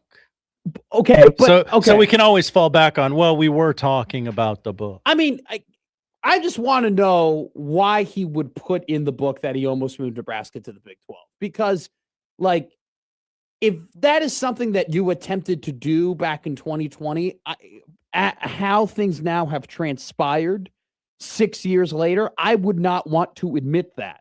Because being in the Big 12 right now and moving, do you know, Nebraska moving from the Big 12 to the Big 10 and then back to the Big 12 and then how everything has transpired after that would be one of the worst business decisions ever. Right? Also, too, he would have had Nebraska move to the Big 12 so they could reignite their rivalries and travel to closer games and all that stuff, where if it were up to him, Nebraska would have moved to the Big 12, and then a year later, Oklahoma and Texas would have gone to the SEC. So it wouldn't have mattered. Why do you admit that? That's what I would ask him. Why is that something you want to brag about? Still a large segment of the fan base that thinks the Big 10 hates us and wants to go back to the Big 12. You don't want to where we were always taken care of as Nebraska fans. Nothing ever went wrong in the Big 12. That's not true. Oh, really? That's not true at all. There's actually a whole game that Nebraska fans, if I told you that Texas A&M game wasn't rigged, people would be like, you're wrong. You're wrong. It is believed that Nothing but fond memories and short car trips in the Big 12. God, I miss But it. I would ask him, why would you admit something that's stupid? And I don't think Bill, Mr. Moose, would appreciate that at all. I can't imagine he would. Remotely. What are you trying to brag He's also about? like 11 feet tall. He'd kick your ass. Is he actually that I have no big? idea. I'm not worried about that. Mm. Somebody question, could you beat up Bill Moose? No, well, maybe. Somebody, I mean, he is like 70 now, right? I mean, he's kind of old. Looks like he's got old man strength.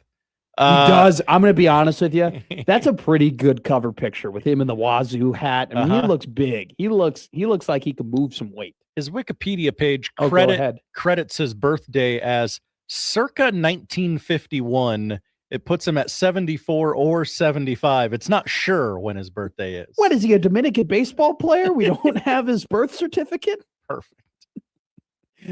What? It says, hey, you only can be 23 to enter the NBA draft. Well, the birth certificate got lost in a fire. So I'm 23. Believe me. What is he? What was that guy?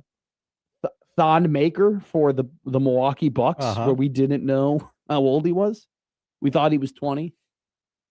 I don't know. I actually don't know how that ended up getting resolved. By the way, some big news coming out of Lincoln, and it has nothing to do with Bill Moose. We got the schedule for spring football. So spring football will begin February 21st. Okay.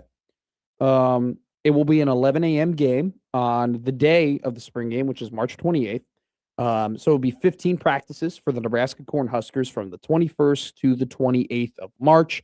Tickets on sale for the spring game on February 19th. So for those interested in going to the spring game as opposed to a potential Elite Eight battle for Nebraska basketball, that is all up. All the details can be found at Huskers.com. So it should be an interesting spring. I think we have a quarterback battle.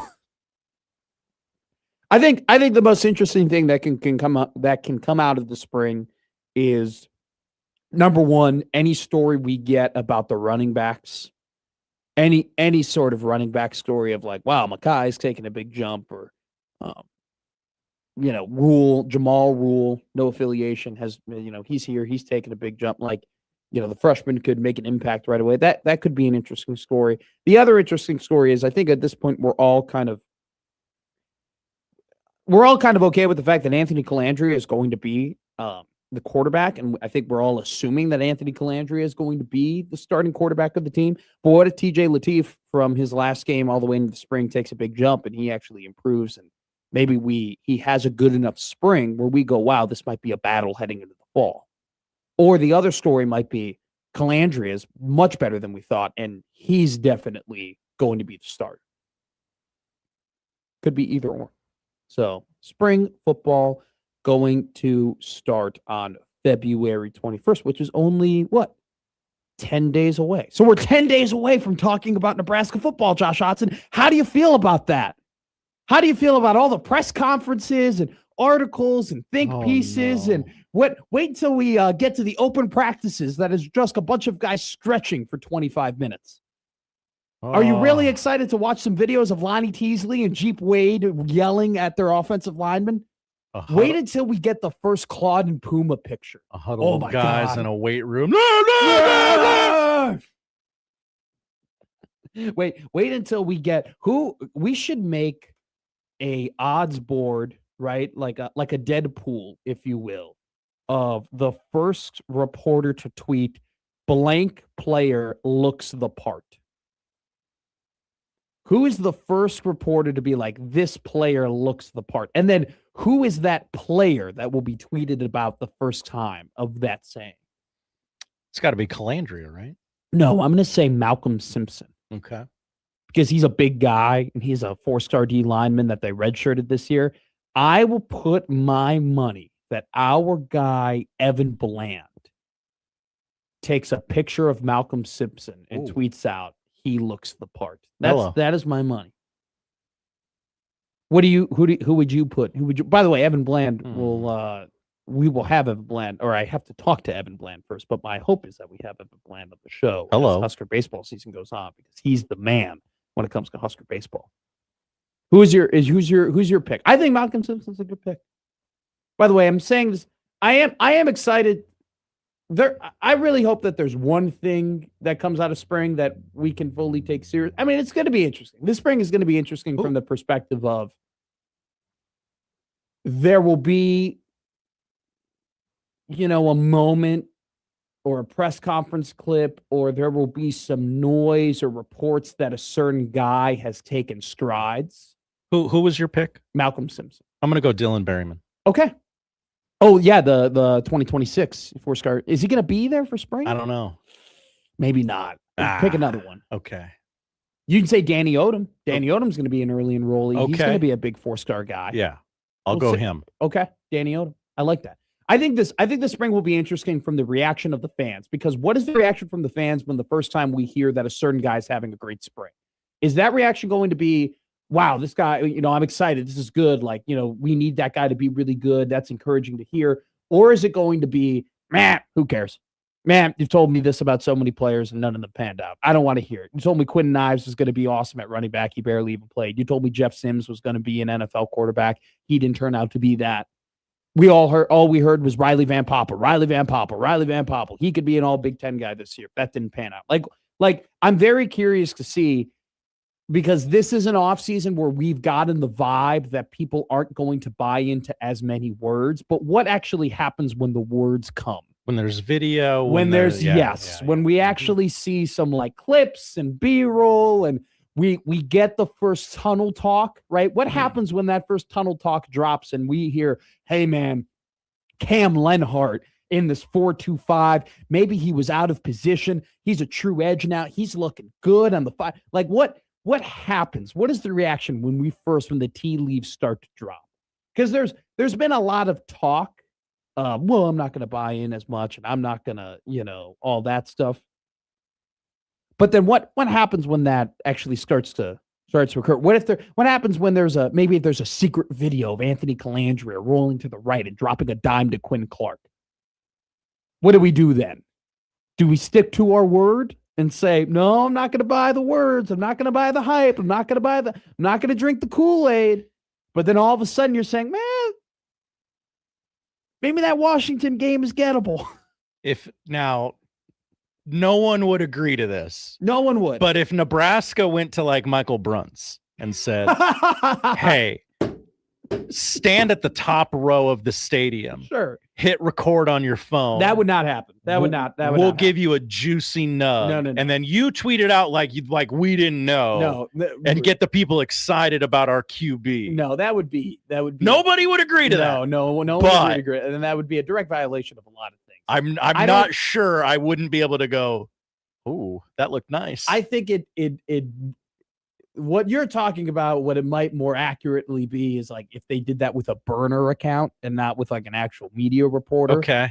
All of this to say though, I don't think they would do that. I don't think anybody would agree to do that. That'd be wild. That would no. But it'd be funny. It'd be funny. And also too, like, Matt Rule said, Steve Sipple quoted him saying in an article that he was very, very adamant that they're going to go as humbly through this offseason as possible because they were very confident last season and kind of wound up with egg on their head, and they got a lot of work to do. And I'll just be very curious, like from how the team handles it and from how the media handles it and how the fans handle it, like how this spring season will be, because the spring seasons of the past have been filled with a little bit more hope and a little bit more optimism and, fans buying into things more after the disappointing end to 2025. How do we go through spring? How do the Huskers handle spring? How do the media handle spring? How do the fans handle spring? Do we get suckered in again of, oh, this guy looks the part and he's playing great, and we start buying into maybe a couple more wins here and there? Or is it, nope, I'm not saying anything till we see you play against Ohio? It'll be interesting to see. And we'll have the same conversation in the fall. Slovakia is going to upset Finland here. This is a beautiful goal. Top cheddar. Right over the glove. I mean, Slovakia's zone entry on the power play, Josh Hodson, it's good coaching. Get it to the weak side. Look at this shot. Bam! Right over the blocker. I love that celebration, too. When you can get on your outside edges towards the board. Look at this. Look at this little turn. nonchalant, one hand up. What a win for Slovakia. Potentially 3-1 with a couple minutes to go in the third period. All right, coming up next, we'll do some house cleaning, and then I promise at 12 o'clock we will dive in to Husker basketball. Coming up next, though, a little house cleaning. 12 o'clock, talk about Husker basketball. Then we'll do the odd news. And then at 1 o'clock, we'll have Wacky Guest Wednesday. And at 1:30 today, we have Merritt Beason, the Omaha Supernovas. Loaded show here on Middays with Matt on 1620 The Zone. Middays with Matt on 1620 The Zone.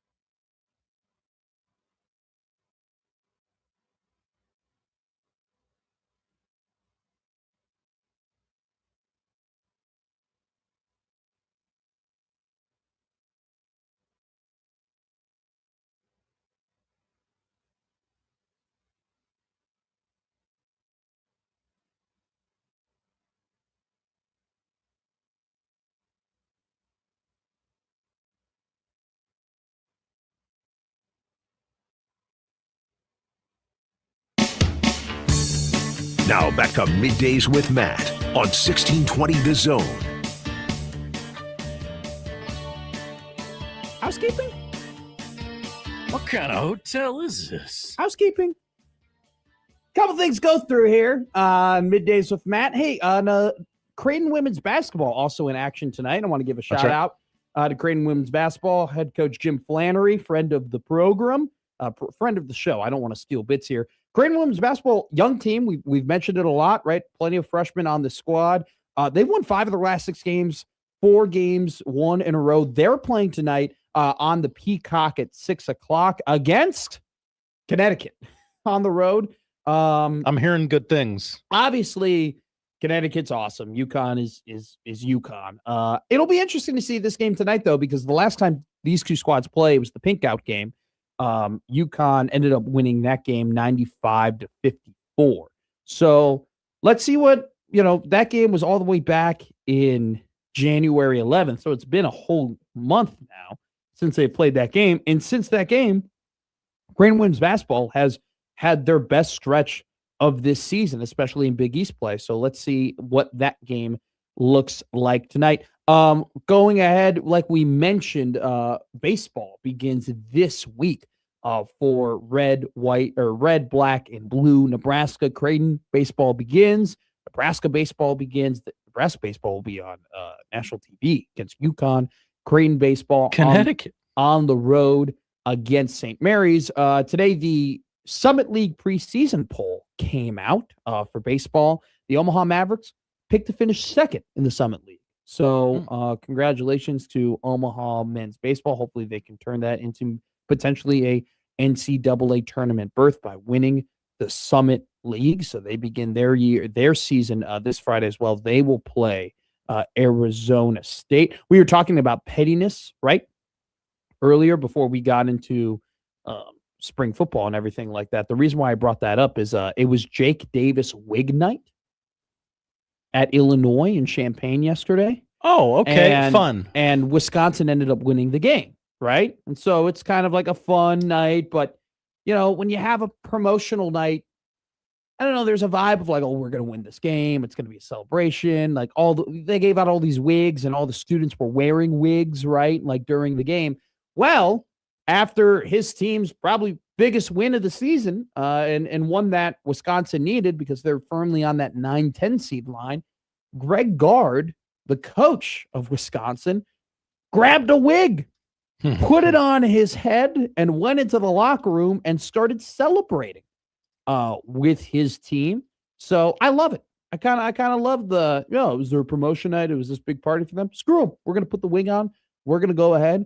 We're going to get into a party. So Wisconsin, big win yesterday. At this point, they're pretty high odds to make the NCAA tournament, especially after that win. If you go to the net ranking right now, Nebraska, after their loss to Purdue, now drops to 12th. They also lost, I don't know which one it might have been. It might be the Oklahoma. I don't know for sure. Somebody smarter than me can tell me. But for a while, Nebraska had 6 quad 1 wins. They're now down to 5 quad 1 wins. They're 5-3 in Q1 games. They've lost their last 3 Q1 games. Illinois, Michigan, and Purdue, all Q1 opportunities. They lost one of those games by 3, lost another game, pretty handily to Illinois. And then yesterday game against Purdue goes into overtime and they lose that one. But 5-3 now are the Huskers in quad 1 games. 6-0 in quad 2 games gives them an 11-3 record in Q1 and Q2 games combined. Still very good.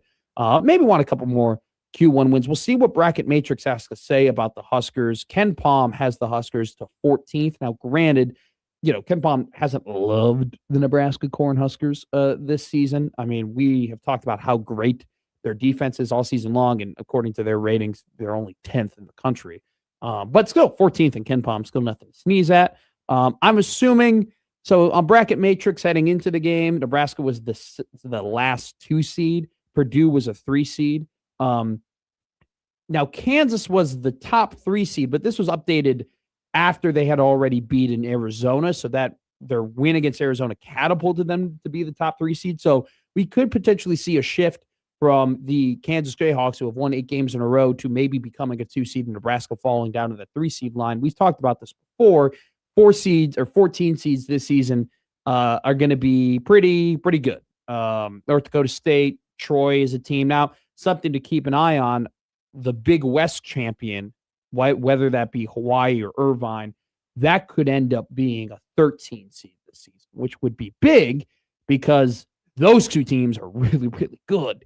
And you don't want to be a 3 seed playing those two teams. So we will see there. I'm trying to see if there's anything else that I have missed. Spring football announced already February 21st. Oh, by the way, if you're a Green Bay Packers fan, your QB coach got announced today. It was the former offensive coordinator for the Chicago Bears, Luke Getsy.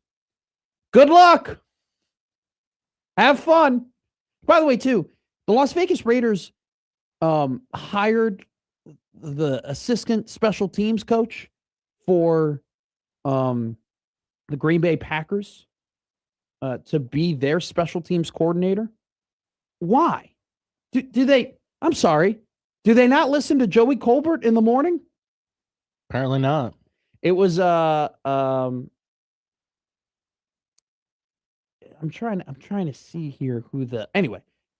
Really weird hire that the assistant special teams coach of Green Bay would become a special teams coordinator. The special teams was a major problem for Green Bay last season. So that's a little housekeeping for everyone to know. Coming up next, we will talk about the game that happened yesterday, a classic at PBA that unfortunately did not end the way that favorite classic should end, which is with a happy ending. Or unless you like, you like movies with sad endings. It's okay every once in a while. Or do we agree that probably more of the best movies have interpretive endings and not necessarily the good guys win all the time? Yeah, I would. Like The Big Short, the ending of that movie is pretty grim, but it's a great movie. Where it's like, Mark Crash, these guys made a bunch of money. Oh, by the way, the dude who saw the bubble coming is now investing in water. How am I supposed to? Am I supposed to walk out of the theater after The Big Short being encouraged that Michael J. Burry is investing in water now after discovering that the market was going to crash and the housing crisis was coming? That's not a great end to the movie. Alex goes, you guys should do a live show from PF Chang's and just do 4 hours of odd news. Maybe we do like 1 of our shows when we're on break is just the odd news. Straight odd news. Just 4 hours of odd news on a holiday? Yes, exactly. How do you feel about that? If the people want it, we can provide it for them. We provide anything the people want. And the people want us to talk about Nebraska basketball. That is coming up next here on Middays with Matt. Middays with Matt on 1620 The Zone.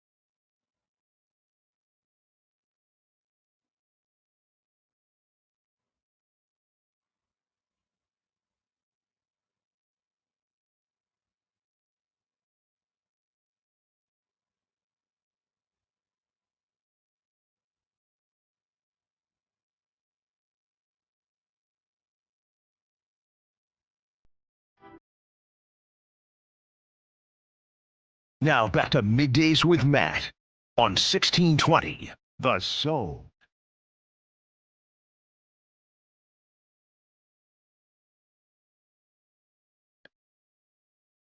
Slovakia.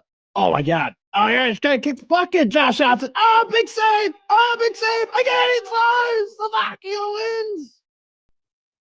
So I looked up who this goaltender is for Slovakia, who's saved 38 shots today.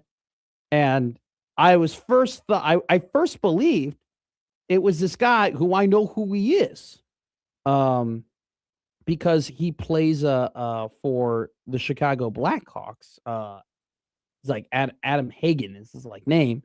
So I got really excited. I thought he was the guy, or Adam Gajan.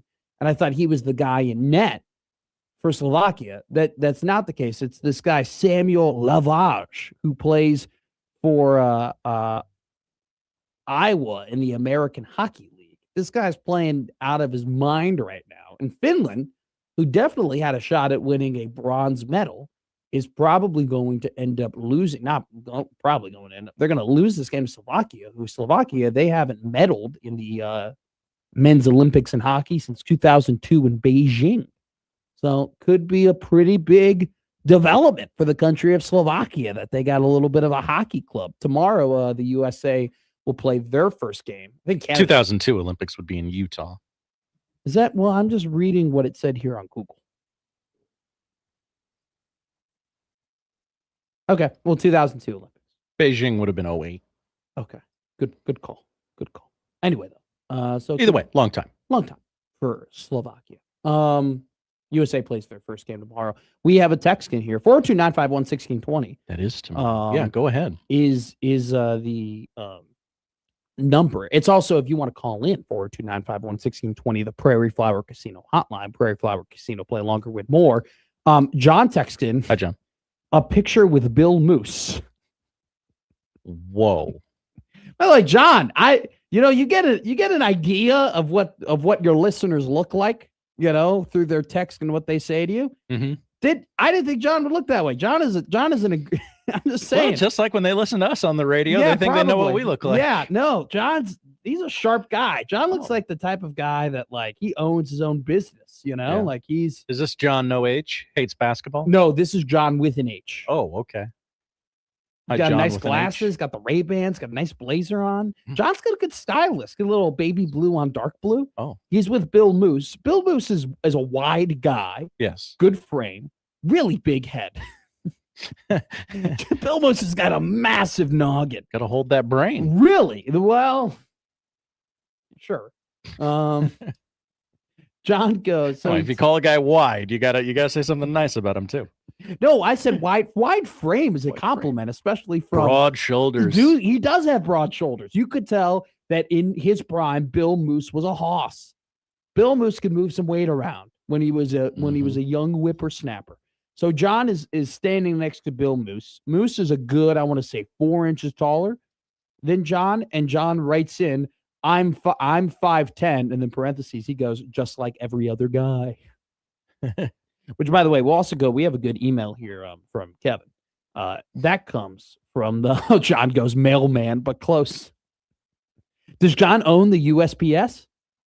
Someone has to. Someone's got to own FedEx. Maybe John owns FedEx. He owns his route. He does own his route. He owns his trap. Walk in your trap, take over your trap. That's what John does, but with your mail. Kevin emails in because it was announced today spring football will begin February 21st. Spring game, which was already announced the date, which was March 28th. We now know the time, which is 11 a.m. Kevin emails in, the Huskers have been the best practice team in the country for the last 8 years. Tired about hearing about practice, and the players want to see it on game time. I feel like that will go ahead and probably be a big theme of this entire offseason. But even in a game, it's Bowling Green, Ohio, and I don't know, Crap Tech or something. And then if they go, couldn't think of the third team they're playing.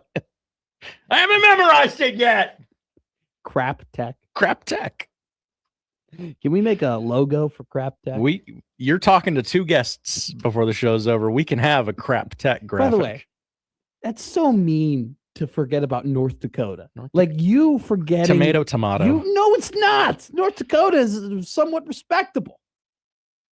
Wow, there's a lot of people from Slovakia in the crowd. Look at this, Josh Hodson. What a win. Yeah. Is it derogatory to call them Slovaks? That's a great question. Let's hold off until we get a confirmed answer on that. Like, I don't really say Polacks anymore. Sure. I will not. I know better. Growing up where I grew up. Let's see. You derogatory term. No, I'm looking at the map here. It's not that far in the grand scheme of things. From Milan, darling, Milan. By the way, tomorrow, Czechia and Canada. That could be a potentially good game. And then Latvia versus the United States. So Crap Tech is not the 13. They're playing North Dakota. Anyway, and also, too, if they beat Michigan State and Maryland, we also are going to say, well, Michigan State, they're a new head coach. I mean, how good can they be anyway? Come on. Michigan State, they were terrible last year. They were one of the worst teams in the Big Ten. What do you mean you're getting all hyped that they went on the road to beat Michigan State? They should beat Michigan State. It's Matt Rule's 4th year. And then they'll play Maryland at home and do what we'll say. Oh, it's just Maryland. Just Maryland. I mean, they're just what? They're in the 4th tier of the Big Ten. They'll lose to Indiana, and they'll go, well, that was Indiana. Yeah. Like, or there will be one of the other, right? It will be Matt Rule at the podium being like, well, we're 5-1. Have you guys seen this place before we got here? It's really bad, guys. Or it will be that. It will be people being like, oh, or it'll be people being like, they were not that good to begin with. They only beat Maryland by 4. This season will be 2/3 over before you know whether or not they're good. God. No, it'll be halfway over before you find out they're good. Because Indiana's the 6th game. Yeah, but you could excuse that away because, well, defending national champion. Indiana. So we won't know until they play Washington on October 31st. Yeah, that seems fair. If they're a good team or not. So you're telling me that I have to wait until Halloween to find out if Nebraska football has a good team? Isn't that horrible? Seems like so far away. Or I could just call them a crap team the entire time. Now be careful. You don't want to get people confused with them and Crap Tech. Yes. Whoa. We're going down a bad path here. We make like a Nebraska Crap Tech graphic. I would never. That was the Equitable Bank, Inbox Equitable Bank. They take banking personally. Pick up on the first ring. We have a great show ahead of you. We're going to go ahead. We'll talk about Nebraska basketball on the next break. I promise. We just got to get the clocks right and everything like that. Then we'll do the odd news at 12:45. Then Wacky Guess Wednesday at 1 o'clock. 1 o'clock, we will have Wacky Guess Wednesday. It's coming. Not wait. And then at 1:30, we will have Merritt Beason. Do we have the Crap Tech graphic done already? No. Damn it. I thought you were good. I know. I'm trying to get the T right. I'm being really picky about my font in this one. Alex, YouTube chats in. The Crap Tech crappies. We'll have it. The Fighting Craps. We'll have it eventually. All that and more here on Middays Man on 1620.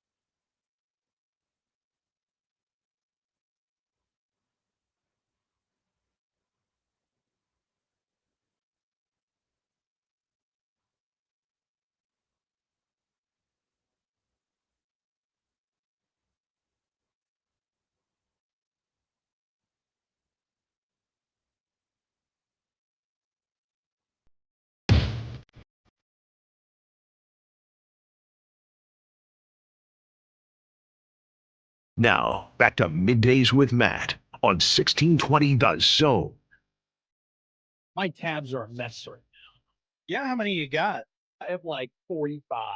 That's disgusting. I have the Big Ten standings. I have Nick Wright and Bill Burr. I have the Slovakian hockey roster. You can close the Slovakian hockey I have roster. so many. I have NCAA stuff. I have NHL stuff. I now have NHL not going on for many weeks. Okay. Close that tab. Are you offended by how many tabs I have open? I have 5, and it feels like a lot. I have 45, which, by the way, we will get to Nebraska basketball. I promise it won't turn into the Caitlin Clark thing while I've been teasing it for the last hour. I do want to say this. I'm offended by our YouTube chat because they clearly don't know who I am. Those are our friends. No, they don't know who I am, okay? Because I said the crap tech crappies, all right? Mm-hmm. And Husker Country goes, Matt, crappies are fish. It's pronounced crappies, okay? And then he goes, typical city boy, Chicagoan, worried about using the word Polak, but can't pronounce crappie. Okay, first off, and why would it be the crap tech crappies? All right, it'd be the crappies. All right. Secondly, don't act like or crawpies or anything like that. Don't act like I don't know what I'm talking about. Don't act like I'm some city boy and I don't know my way around a fishing pole. All right, because if I got to show you the fish that I've caught before, all right, then I will. Uploaded it yourself. And I everything. did because I gotta let people know. That's a big fish, man. It's a muskie. Is this right? AI? No, it's not AI. That's Okay. a 46-inch muskie. All right, that was caught on the beautiful lakes of Brainerd, Minnesota, which I go to every single summer to fish. Where do you know what I fish for? Crappies. All right, That's not a crappie. No, it's a muskie. And I get northern pike and I get walleye. Sometimes we'll go small fish hunting for a nice little fry, like a bluegill or sunnies. I was going to ask, is this an eaten fish or a No, catching fish? this is a trophy fish. All right, this is a trophy. You throw this puppy back in the water so people like Husker Country think they can catch it. But only the big wood gets that one. All right, so don't question me and my ability to fish or know what fish are. Alex writes in, Matt, is that a pic of you? Is that pic of you and the muskie on your dating profile? No, it's not. Okay. There's a different fish picture. Oh, there's always a fish picture, isn't there, folks? There is. I'm sorry. I am. You're so basic. I am. Look at me. Look at my hair today. Am I right? It's coiffed very nicely. It is coiffed very nicely. It's a big. It's as if Merritt Beason was coming into the studio later today. You are no. It has nothing. There's just we're going to see people that we don't ever see. We got to be professional. Got to maintain our composure. Stop it. Nothing. You're the worst. That's not what's occurring. Alex Wright writes hell of a fish, Matt. Hell of a fish, Matt. Hell of a fish. It's a hell of a show. 1 o'clock, we have Wacky Guess Wednesday. 1:30, we have Merritt Beason in from the Omaha Supernovas. Mm-hmm. Josh Otson will be doing the odd news at 12:45. Whoa, that's next. That is next. But right now, Husker men's basketball. And just real quick, if you don't do it now, we will not be able to do it for the rest of the show. I'm doing it now. So do it now. I'm doing it now. I know you've been silently judging me over there that I've teased it and haven't gotten to it. There's been a lot going on. If you do it one time, it's annoying. If you do it like 3 or 4 times like you've done today, it's hilarious and great for the show. We kept talking about other things. Right? People were making Husker football jokes. I had to do housekeeping. I said crap tech. You said crap tech. That completely took up a segment. Yep. Right? Then we started talking about I'm not being able to fish. What do you I'm just supposed to stand there idly and not say anything about it? Man has to defend his honor. I'm just supposed to take those crappies. I'm not taking those crappies. I'm not taking that crop. I am. I'm not taking that crop at all. What type of man would I be if I had that locked and loaded? And look, am I the type of guy that has a whole album of all the big fish that I've caught? You're damn right I am.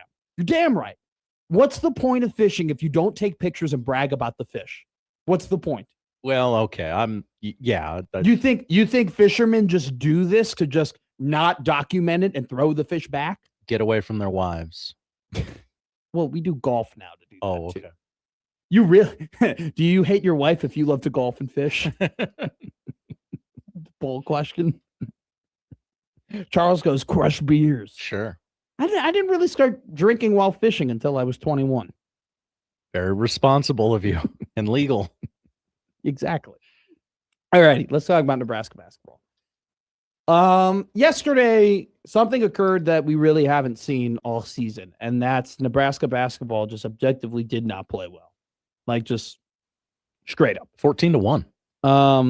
Yeah, and it was a great point by Fred Hoiberg in his press conference. He smart on you, Josh. He that was the first thing he said. He goes, well, I told the guys in the locker room we lost the game in the last 3 minutes. And I don't disagree with Fred at all, because if you're down 13 points in the first couple minutes of the game, you know, against Northwestern or Maryland or one of the lower teams in the Big Ten, I'm not too worried. But if you go down 13 points against a team like Purdue, a team that is going to be either anywhere from a 2 seed to a 4 seed, the entire game now up to that point is just going to be coming back from that. And coming back from that is going to take a lot of energy away from you. And we see it all the time where you make those comebacks and then you can't get over the hump. And so that was kind of my worry. And that's exactly kind of what happened, right? I mean, the whole game was trying to battle back from that deficit, and that deficit moving all the way up to 20 and then kind of hovering around 8 or 9 until that deficit was literally 12 or 14 points with 2:50 left to go. And then you come back and end up sending that game into overtime. But it was a terrible first half. They lost the game in that for 24 points. And it was a couple of things. Like, yeah, Maryland came out in the first half, man, and they were shooting the ball. They found their stride. They were finding their guys. They were really, really good in half one. And in the second half, they didn't really shoot all that well. And even though they were getting some pretty high quality looks, I just thought that the game plan from Purdue and how Purdue executed it was just at so much of a higher level than Nebraska in half number one. Purdue was moving the ball well, moving great off the ball, distributing the ball. They were getting open shots. They were making Nebraska over pursue on the 3-point line. They were using pump fakes super effectively. Like, Purdue's offense looked gorgeous in the first half. And they were really effectively moving and using the ball. Nebraska in the first half, man, that's the worst I think I've seen that offense. And it's not necessarily from a shot making perspective, but just from like a movement perspective. I mean, they were not moving in the manner that we're used to seeing them moving. Like, they were really reliant on the pick and pop. They were, using Rink in the screen game a ton at the top of the key. You really didn't see the motion that gets guys like Sam Hoiberg and Price Sanford open. It just wasn't.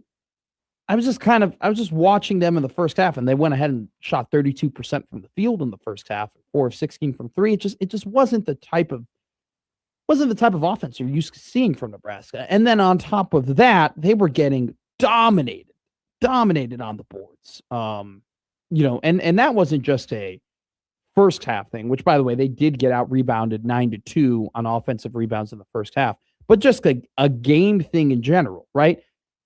Purdue out rebounded Nebraska 54-37. They had 21 offensive rebounds and 17 second chance points. Okay. Trey Kaufman-Renn and Oscar Clough had 33 combined rebounds. The entire Nebraska basketball team had 37. Okay. I mean, it was kind of one of those instances where Nebraska's offense was not playing well from a motion perspective, from a shooting perspective, just from like what we're used to seeing. But then also from a defensive perspective, they could not clear the boards. And I think Purdue did a great job with their 3 big men just kind of imposing their will in the paint. And so, I think that Nebraska was really in the game at the end, not because Nebraska was playing so much better or Nebraska was playing at the level that we're accustomed to playing at. I think they were in the game because Purdue just couldn't make shots. They couldn't make shots. They went on some droughts. They kind of became the Purdue that we saw them, that we've seen them be over the last couple of weeks. And so just overall, awesome that Nebraska went on the run that they went on. That's the team that we were used to seeing. That team in the last couple minutes of the game, and maybe the team just in general in the second half was the team that we're accustomed to looking at.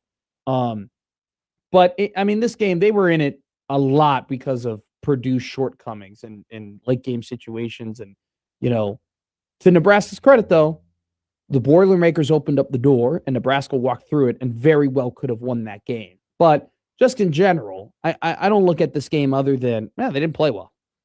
Like, they did not play well. They did not shoot the ball the way that they're used to shooting. They can't. We haven't seen this team come out with that bad of a start in the entirety of the season. They got jumped on. We haven't seen them get jumped on like that. So it was really a combination of things. And I just think that the best way of putting it is they couldn't rebound the ball. They didn't shoot the ball well enough as a whole. They had a terrible first half and a great run at the very end of the game, which was, that fire got flamed by them getting hot at the end of the game, which they're totally capable of doing. But it also got fanned by the fact that Purdue couldn't make their free throws and couldn't hit shots down the stretch. Purdue shot 37% from the field. Purdue did not shoot well. Now, Painter said it in his press conference, and I agreed with him. I actually think that they were getting some really high quality opportunities, in terms of shot selection in the second half. They just didn't really make them. So I think this, like the Illinois game was okay. Illinois, let's go through the three losses, right? Loss number 1 to Michigan was, you weren't at full strength. You actually played awesome considering all the circumstances. And that game got down to a very late situation, and your guys were just stupidly tired and couldn't close out the game because of the injuries you had and the unavailability of Rink Mask and Braden Frager. So let's watch that one out. The Illinois game, you lost that game because I just think Illinois was better. I don't think you necessarily were bad or you didn't play well. I thought Nebraska played fine, and they still were battling things with Rink Mask and Frager only 11 days out from injuring his foot. But I just think Illinois at that point in time was the better team. I think yesterday you lost the game because you didn't play well. Like they just lost that game because they didn't execute in the first half. They play better in the first half. They end up winning that game. It's plain and simple, right? And Berke Buchtengel and Jared Garcia, I know this is a very small thing, okay? They should not be taking 4 3-pointers in a game, let alone 4 3-pointers in the first 15 minutes of the contest. Wasn't a fan of that. I just had to throw that out there. I just think that they came in and they really wanted to use Rink, and they really wanted him to stretch the floor, and they wanted to, the game plan was pick and pop, and we're going to spread these guys out, and we're going to be able to get to the basket. And I just don't think that they were accounting for the fact that the physicality of Kaufman, Wren, and Oscar Clough would kind of thwart that strategy and thwart that threat. And that's exactly what happened. Kaufman had 19 rebounds and Clough had 14 rebounds, and they played the biggest factor out of anything in that contest. And, their offense, and Fred said it in his press conference, and I saw it. It's just the motion wasn't there. The speed wasn't there. The fluidity that we've seen from them, game in and game out on the offensive end, they weren't, that wasn't something that they had in that first half. They kind of got it back in the second half, which is why they were able to get to overtime. But it just was a disappointing, it was a disappointing performance. Disappointing. They didn't play well. Plain and simple. Flush this one. You love the fight, but flush it. This is a game you flush. Sad you had to do it. This is a game you flush down the toilet. You go, no, we can't play that way. It was unlike them. What we saw yesterday on the defensive end, we haven't really seen them get fooled like that in the first half. They kind of got fooled in the first half.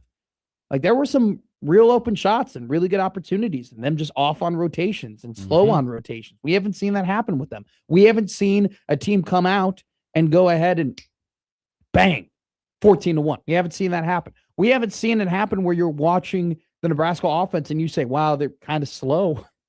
Wow, it's a lot of one-on-one. Wow, it's a lot of forcing up a three. Wow, it's the wrong guys taking the wrong shots. We haven't seen that this season, right? And let's be clear. They sent this game into overtime. I'm saying all this crap, and they were a free throw away in the second half from winning this damn thing, right? So if you want to spin zone it and say, wow, Matt's acting like they played real crappy for a team that very easily could have won that game. So if you want to take that away and be like, there's a silver lining, sure, man, like take the ball and run with it. I'm not gatekeeping feelings here. I'm just saying what I saw. And what I saw was the quality of basketball that is nowhere near what we know this team can play at. Great, it happened on February 10th.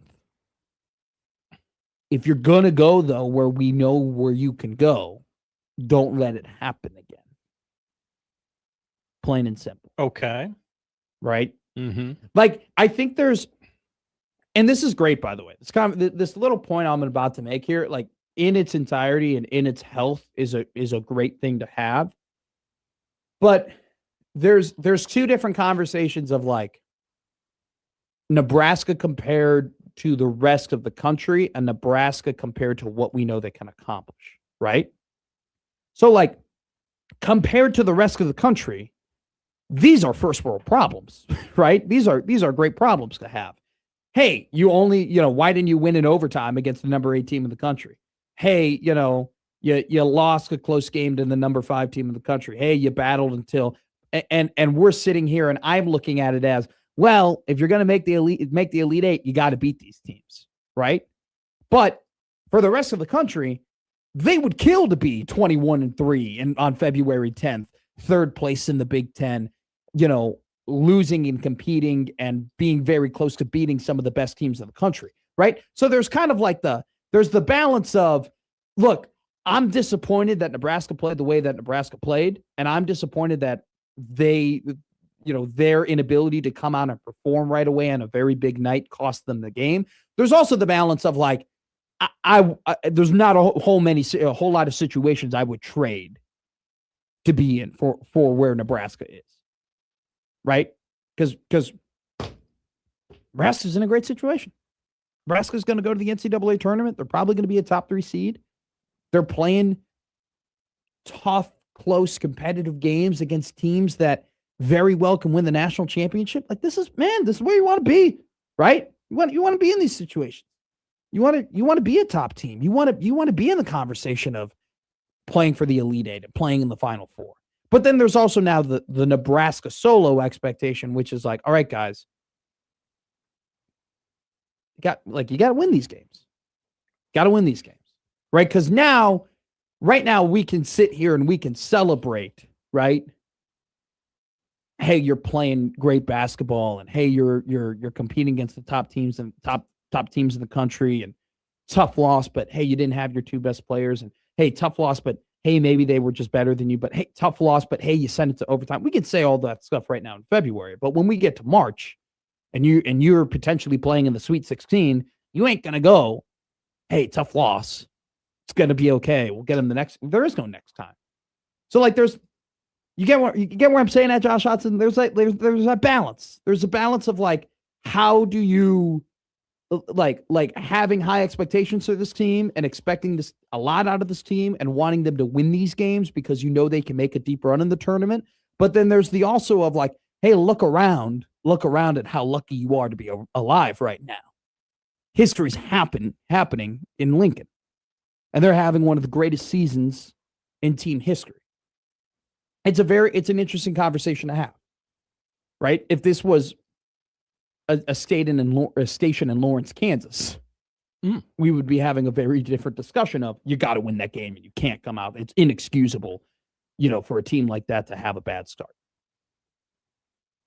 This one, it's like bounce of like, you're still really good and we still think you make a deep run and everything like that. And we're very happy with what's happened so far. At the same time, if this team has an opportunity to do some really, really special things, and they have to make sure that they cannot again come out and have that sloppy of a start. They can't. And yesterday, just plain and simple, Josh, they didn't play well. They did not play well. Probably want to win a couple of those in the Big Ten tournament just to 'Cause you won some of them early, but you want to win some of them late too. It's just opportunities lost, man. It's just, confidence sort of thing, I mean, Nebraska is a sickness and a couple bounces away from being a for sure 2 seed and potentially a 1 seed. Mhm. And instead, they're not. They're probably going to be a 3. And I'd rather, like I said many times, I'd much rather be a 2 seed than a 3 seed. Doug in Idaho goes, Nebraska will be underseeded due to lack of brand reputation. You're probably right, Doug. But at the same time, you lost a Q1 game. You only have 5 now as opposed to 6. Other teams that are at the top of the heap have 8, 9, 10 quad 1 wins. So you're 5-3. You've lost 3 quad 1 wins in a row. Like, there's kind of the balance here of like, when do you stop counting moral victories and when do you start getting worried?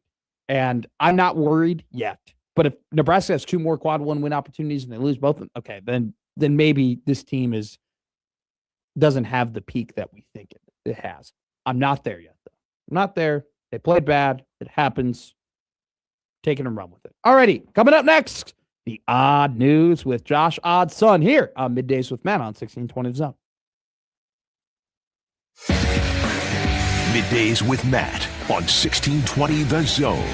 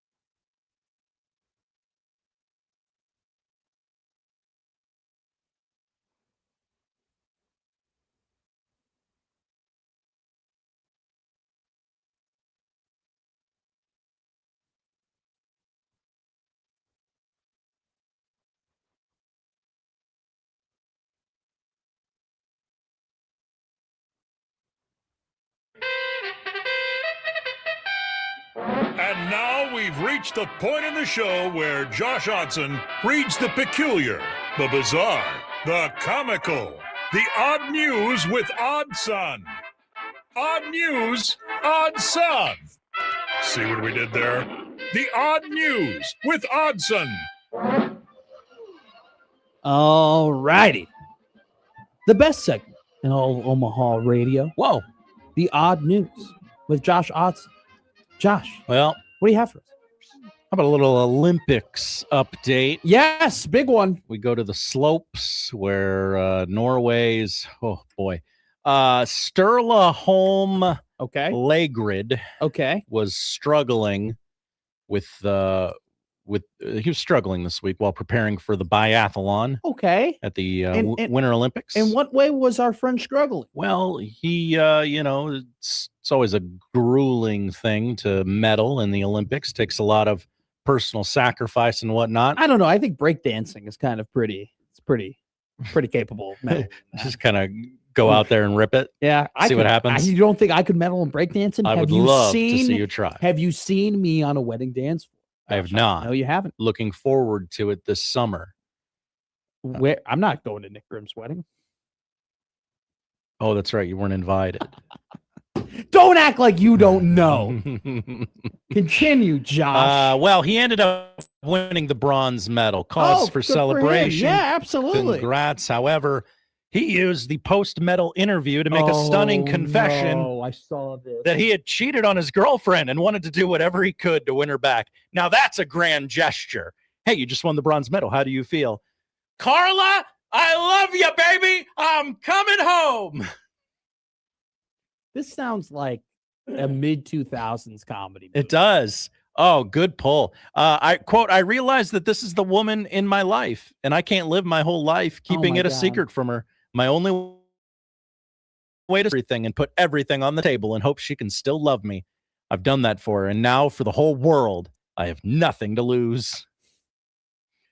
This is like kind of need some closure on this story. This is what's that one movie where it's a mid-2000s movie where the guy is like in between like dating a girl, like he's long distance, and then he like gets with another girl, and there happens to be a tape of him with that other girl, and then that tape apparently gets mailed to the girl who he is dating or something, and so he's got to go and export and find it. This kind of sounds like a version of that. Road Trip? Maybe. I think you might be describing the events of the movie Road Trip. I think I am. Quote, there's someone I wanted to share it with who might not be watching today. 6 months ago, I met the love of my life, the most beautiful and kindest person in the world. 3 months ago, I made the biggest mistake and cheated on her. I told her about it a week ago. It's been the worst week of my life.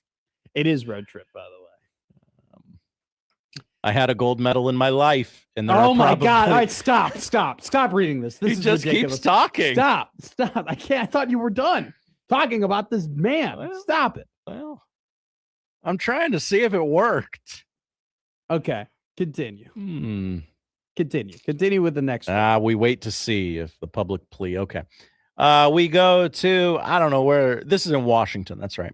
Washington State, a woman, her house was overrun by 100 raccoons. Wow, that's your fault. Well, that's on funny, you. Funny you say that, Matt, because it was. Yeah. Turns out she'd been feeding the area raccoons for almost 4 decades. You're a dumbass. You're a dumbass. You are stupid. You're not right in the head. You're not your friend. They're not your friend. Raccoons are not a domesticated animal. Stop being so stupid, people. You go, oh, I wonder why 100 raccoons showed up. Stop giving them food. It looks like he's wearing a little mask. It's so cute. Oh, my God. The woman told deputies she'd been feeding nearby raccoons for 35 years, but never experienced idiotic human. An inundation of raccoons. What's her name? Expose this crazy raccoon lady. Good. What is her name? This is a woman. It refuses to dox the woman. Sometimes we read the odd news and I laugh and I think it's fun and it's cute. And sometimes we read the odd news and I worry about our society of just how many idiotic, low IQ people that there are out there. Who would have thought that feeding raccoons for 40 years would bring up the horrifying issue of having 100 of them at your door? Raccoons are not friendly. Raccoons are not nice. Raccoons are not your friend. My God. This world, man. Is she in America? Yeah, Washington. Checks. Crazy people. Checks out, not Checks out. not Checks the out. country. Not Chechnya. Yeah. The artist formerly known as the Czech Republic. That's Chechnya. right. All right. Is there another dummy that you have on your There odd news is here? this one. Terrible tragedy befell. Let's see if I can pronounce this name correctly. Kirale Chavez. You're doing a good job. 24 years young. Thank you. She is a Brazilian influencer and holds the title. Okay, so she's just hot. Yeah. Well, wait. Yeah. Continue. She holds the title Miss Bum Bum. Yeah. There it is. It's a competition held annually in Brazil, and I wonder how. I bet it came all natural. Kirale suffered a cold burn on her buttocks after an at-home ice bath And cryotherapy session went did it wrong. pop like a balloon or something? No. She was training for. Okay. What is she training? What? Whoa, She was training for Carnival. What is a dance? What? What do you mean training for? What do you train for? Carnival. That's their equivalent to Mardi Gras. It's their big party. You have to train for a big party. You can't just go out there and shake that thing. You got to stretch it. You got to work it. You got to make sure it's toned. Are you talking and tight from experience? I'd rather not say. Poll question: do you shake your bum at Mardi Gras? The mishap occurred in Rio de Janeiro earlier this month as 24-year-old Miss Bum Bum Champion had incorporated ice baths into her fitness regime ahead of her Carnival appearance. She was set to perform as a muse in the musical section of a samba school. She revealed she conducted the cryotherapy treatment at home using a blow-up bathtub crammed with water and heaps of ice without any digital temperature monitoring. I didn't measure the water. I put in a lot of ice, and from the thermal shock, I felt it must have been close to 0 degrees. Oh, really?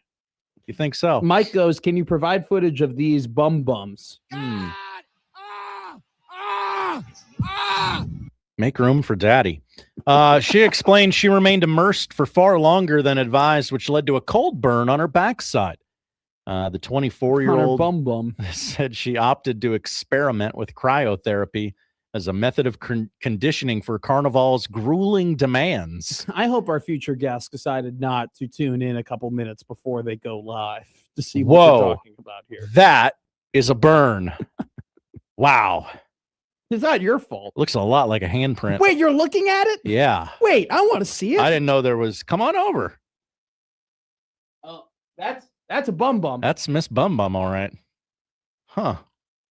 Well, those things are bumming. Wish her nothing but the best in I'm her sure. long road to recovery. I'm sure. Mike goes, grueling demands? Yeah.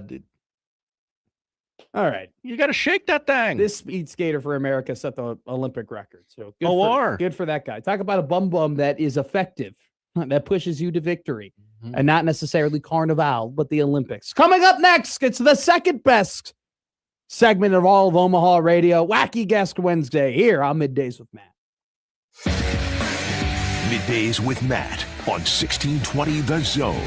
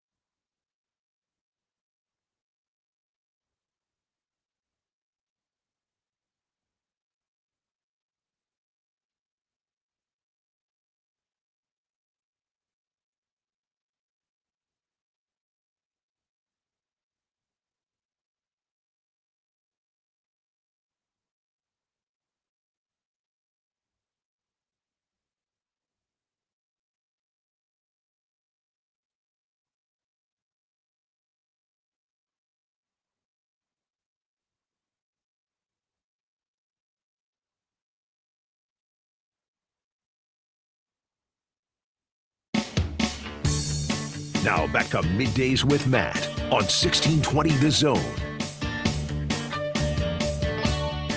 All righty. It is a Wacky Guess Wednesday here on 1620 The Zone. We welcome in, I don't know, I know let's go ahead, Josh Hodson. Who do we have today? We have a person. It's actually you all day. You felt bad that we had to push the odd news back a little bit. Sure. Actually kind of worked today because this man comes to us from a story on the odd news last week. Okay. He recently set a Guinness World Record by attending 56 NFL games in one season. Wow. You, Matt, had many logistical questions. I did. Why don't we go straight to the source and answer them? Brian Fowler joins us now. Brian, welcome.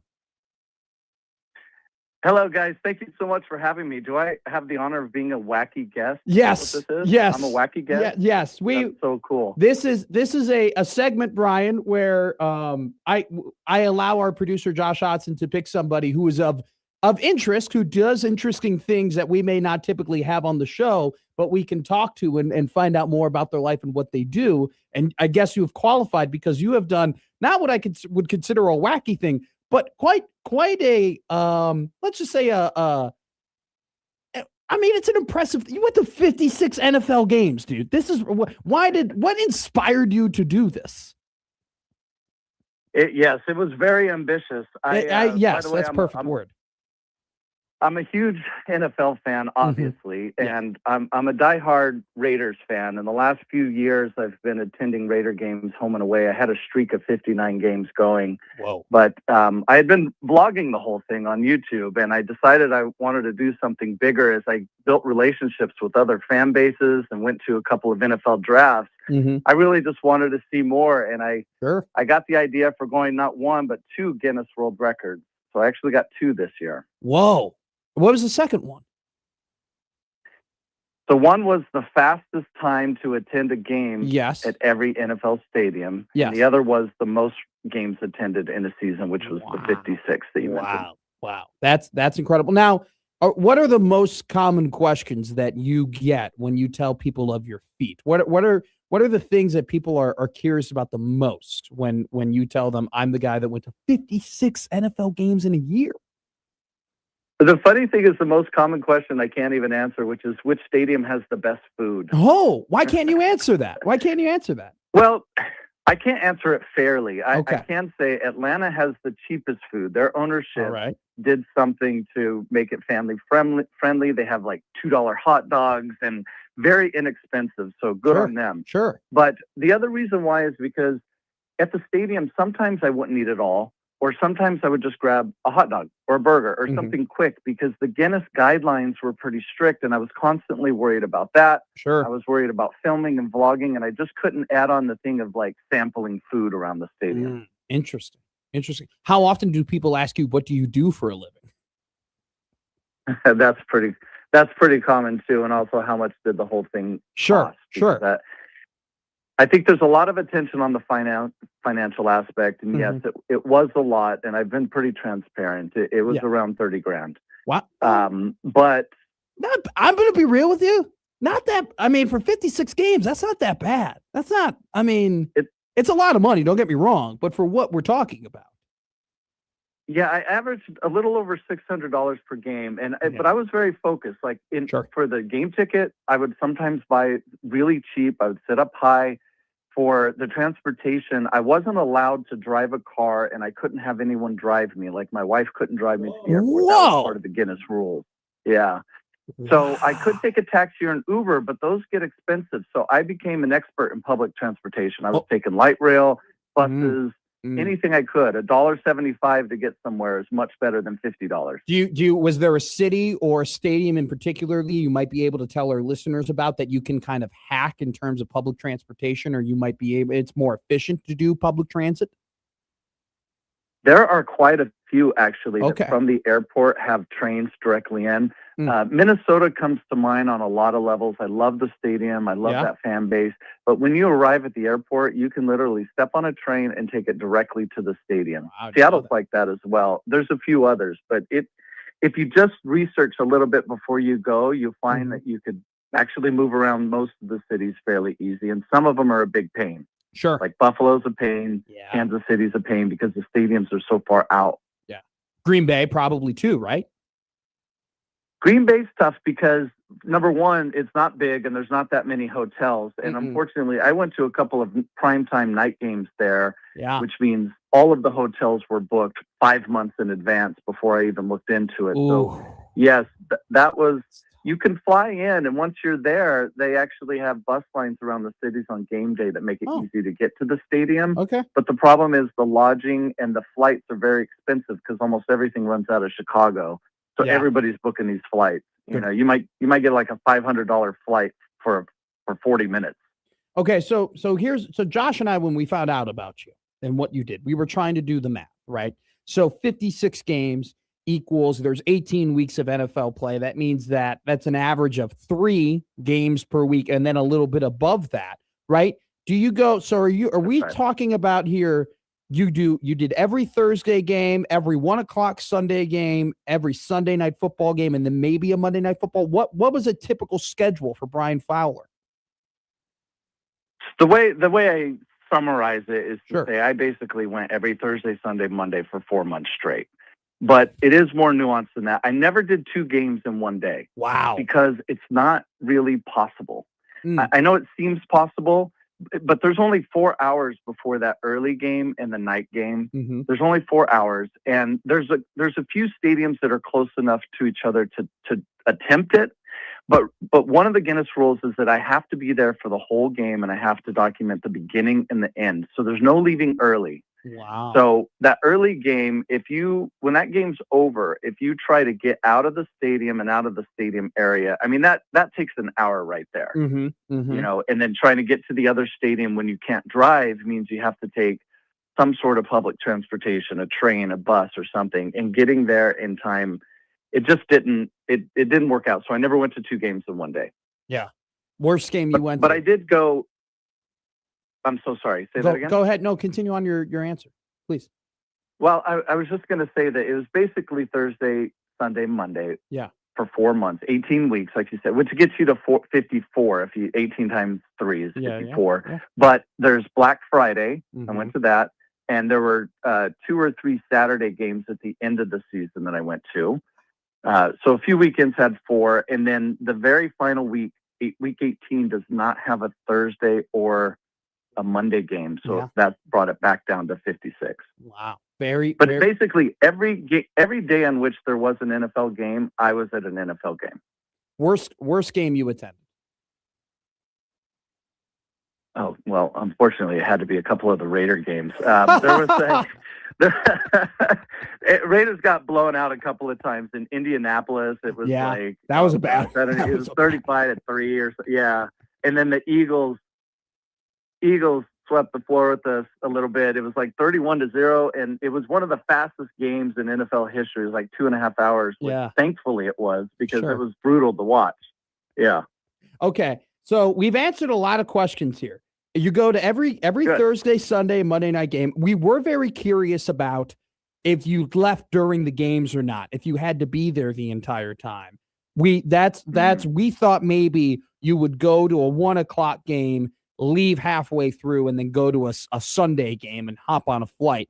So you couldn't do that, which is quite incredible. We did not account for the Black Friday games and the Saturday games. We kind of forgot that those existed. So kudos to you for doing that. The rule that you can't drive anywhere is wild to me. That is quite incredible that you're not allowed to drive, or anybody else can't drive you. So that's incredibly interesting. You didn't have a whole lot of time to eat the food. Was there at any point during this process, like in game 32 or game 29, you're like, what are we doing here? Like, is this even worth it? Like, I'm like what? I'm crazy, man. I'm taking my weekends away and everything like that to go to these games. Was there any trepidation of doubt during this process for you, Brad Fowler? There absolutely was, and there was one particular weekend I was feeling really down, and it wasn't so much about what am I doing with my life, why am I here, because I knew I was going to do it. This was never going to fail because of me. But the Guinness guidelines, they make it strict, and this is good because it legitimizes it, you know. But they have every game I have to do 2 witnesses. I have to film the beginning and end. I have to take pictures in the stadium at the beginning and end. I had a GPS tracker, and there's a whole list of things for every single game I had to do. But there were sometimes something wouldn't just go quite right. My GPS tracker died in the middle of a game one time. No. You know, the picture I got, every stadium when the home team loses, they immediately take the score off the board. And then I'd go to take a picture for Guinness and it wouldn't be there. And so I just started worrying about, are they even going to count this? And for the most games, the 56 games, the previous record was only 33. So I beat it by a lot. So I wasn't worried so much about that record. But the record for the fastest time to go to 32, every stadium, 32 games, if you miss one game, or if Guinness didn't count a game, then the whole record falls apart. Yeah. So I had a lot of anxiety about that record in particular, the fastest time. Wow. I feel terrible now because this is very intense and this is very time consuming and it costs you a lot of money. And if I'm going to be honest with you, Brian, we made a lot of jokes about this and how ridiculous it seemed like, but I have an incredible amount of respect for your perseverance and your investment and your willingness to do this. So congratulations to you, man. This has been an awesome interview. Look, before we got a real quick answer here, because we got to let you go, but favorite stadium? U.S. Bank in Minnesota and Luke. Wait, first of all, Allegiant Stadium, of course, Sure, number one. sure, but sure. I got to set that aside because I'm biased. But U.S. Bank, and I also love Lucas Oil. It's a little bit older, but it's the brick and the height and the concourses. It is such a beautiful, amazing stadium. Yeah. But for the record, before you cut me off here, I am married and I'm still married even Okay. after the journey. Okay, I just want to put that out People there. were wondering, and you feel free to answer this, okay? But this was a question we had in the YouTube chat, so I'd be remiss not to ask you. Do you have kids? I have a son, but he's an adult. Okay. He's older, There you go. so no All right. kids in the house. Okay. Yeah. All right. That definitely allowed for this journey, of course. Brian, congratulations to you. This was a great interview. I have so much respect for you, man. That is seriously, that's quite the feat. I cannot believe they wouldn't let you drive. Absolutely insane. Thank you so much for coming on. By far the best Wacky Guess Wednesday interview we've had. By far. Well, I appreciate it. And you can find me under All In Autumn Wind if you want to find me on socials and YouTube. All In Autumn Wind. Thank you guys for having me. Yes, 2-time Guinness World Record holder Brian Fowler on Wacky Guess Wednesday. Ladies and gentlemen, we got him. This is what this was for. This is why we created this thing. For Josh Hodson to slightly embarrass me and be like, oh, you made fun of this guy? You don't think this guy is funny? You don't think Here he he's is. cool? You don't think it's impressive? Talk that to him he for did 10 this? minutes. You went ahead and you were like, why the hell would you do this? No, I'm going to go and book him and have you talk to him. And that I thought he'd be a wacko. Pretty normal guy. Yeah, Pretty seemed normal dude. pretty normal. yeah. I would agree. I kind of thought like, okay, it'd be this like, might put the wacky in Wacky Guess Wednesday. he's either going to be like super into ball or not into ball at all, Yeah. and just like I'm a Guinness World Records Yeah. guy, and he he seemed pretty normal. And he did it. Yeah. And he did it. All right. Coming up next, we're gonna, because we have Merritt Beason coming here in studio at 1:30, we're gonna jump ahead and we're gonna do dog of the day and what to watch. Dog of the days hit back-to-back nights. Just saying. We'll have a graphic on Friday here on Middays with Matt. Days with Matt on 1620 The Zone.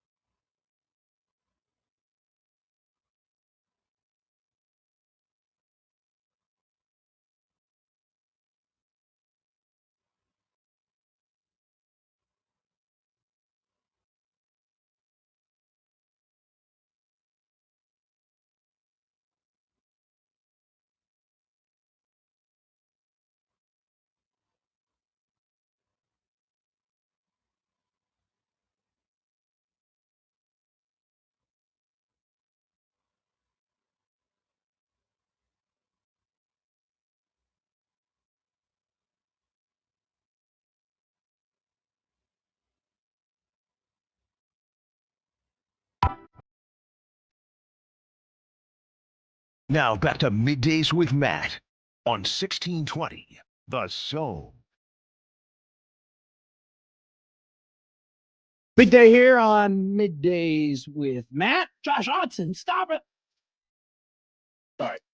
I had 77 tabs open, so I just closed out the browser and I started. Disgusting. I can't help myself. Yeah. Big day here. Coming up, we had a wacky guest Wednesday. That was fun. Brian Fowler, the Guinness World Record holder of the most games in a season. And what was the other one too? Quickest time getting to all the stadiums. Yeah. Joined us. That was something. That was interesting. Jon Walker had joined us earlier. Coming up next, we'll have Merritt Beason of the Omaha Supernovas and formerly of Nebraska volleyball here for a great discussion. She's returned to Omaha after playing a professional season of volleyball in Atlanta. She's playing for the Supernovas, who have gotten off to a good start this season. Hey, before we get into what to watch for, we want to remind you 1620thezone.com is the place to enter for a chance to win your Get Your S Together $5,000 sweepstakes, along with the fact that if you go to 1620thezone.com, you'll have an opportunity to get early some access to the Black Keys, or headed to Omaha Peaches and Cream Tour with Eddie 9V, Monday, July 20th at the Astro Amphitheater. The pre-sale tickets on Thursday, February 12th, which is tomorrow at 10 a.m. You can enter the password ZONE. Enter the password ZONE through Ticketmaster to go ahead and get early access to those tickets. More details can be found online at 1620thezone.com. What are we watching tonight, Josh Hodson? Watching college basketball. Yeah, we are. Big Ten hoops, 5 o'clock on FS1 Iowa at Maryland. You can get in for $1. Maryland not having much fun at basketball this season. That is so sad. ESPN 2, 6 o'clock, number 14, Florida at Georgia, and Creighton at DePaul. 8 o'clock on Peacock. Coverage begins on 1620 The Zone at 6 o'clock tonight. We join John Bishop inside the arena on 1019 The Keg at 7:30 tonight. Creighton women in action. They are at number 1 UConn. Whoa! Get ready to lose, Gino. 6 o'clock on Peacock. You can also hear it on Yacht Rock 1180. Yeah. NBA doubleheader on ESPN tonight. Knicks Sixers at 6:30. Spurs Warriors at 9 o'clock. Olympics action, primetime in Milan tonight on NBC. The events include Milan, the women's moguls final, the men's Super G, men's 1,000-meter speed skating. No spoiler alerts, but if you're a fan of America, you might want to watch that one. That sounds like a spoiler alert. I'm just saying, you might want to watch it. Okay. And the free dance portion of figure skating. Bowling, got the Class A state championships tonight on 7 o'clock on Nebraska Public Media. And Matt, one for you. Hey, since you said you might take the night off of basketball, the season 10 premiere of Love Is Blind on Netflix. No way. The experiment heads to Ohio. I don't need to. Where attractive people live. Ohio. You don't need to read the description of Love Is Blind season 10. I'm sorry. I'll cut you off. Is there anything else we're watching? No, that's everything. All right, folks, let's talk right now. I'm going to kill your bookmaker. I'm going to rip his throat out. I will blow this man out. I will step on his throat until the man chokes. Let me tell you how. Dog. Winners. Dog. Winners. Dog. Winners. Dog. Winners. Dog. Winners. I'm on a roll. Dude, you got to love dogs, right? We are on a roll, Stu. 2 wins in a row, actually. TCU. Great record since implementing the theme song. Yes, we are 3-0 since implementing the theme song. Okay. Where my dogs at? Well, where my dogs at? They're in Ann Arbor, Michigan, everybody, for those who are asking. The Northwestern Wildcats. Currently, the line is 15.5. Let's lower that line to plus 10.5. I think the Wildcats have one of those weird games where Seth Davis can't stop making threes, and Arrington Page actually makes some of the hook shots that he attempts all the time in the paint. Plus 10.5 is the line we're going with. You can get that at plus 176. So that's our dog of the day. Coming up next, very special guest here in studio, Merritt Beason, the Omaha Supernovas, will be joining us here on Middays with Matt.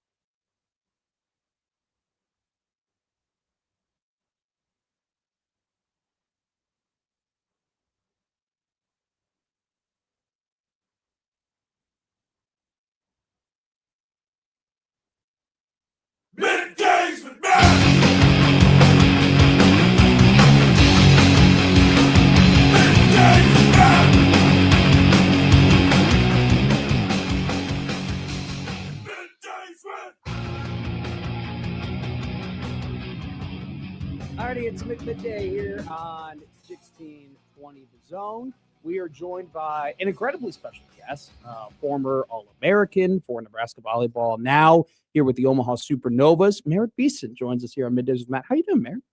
Thanks for having me. Thank you for coming on. This is probably the first or second in-person guest we've had on the show. So you have the honor of being probably the most notable in-person guest here on the show. So congratulations for that. I got to change my camera here. I look ridiculous. You're back here in Nebraska. So for those who don't know, you graduated from the University of Nebraska after not last season, but the season before that. You got drafted number 1 overall to Atlanta, which congratulations on that. You spent 1 year in Atlanta, and then now you're back here in Nebraska playing for the Supernovas. And, I know that there obviously have, Alec Badenhorst was on the team last year. Lindsey Krause was on the team last year.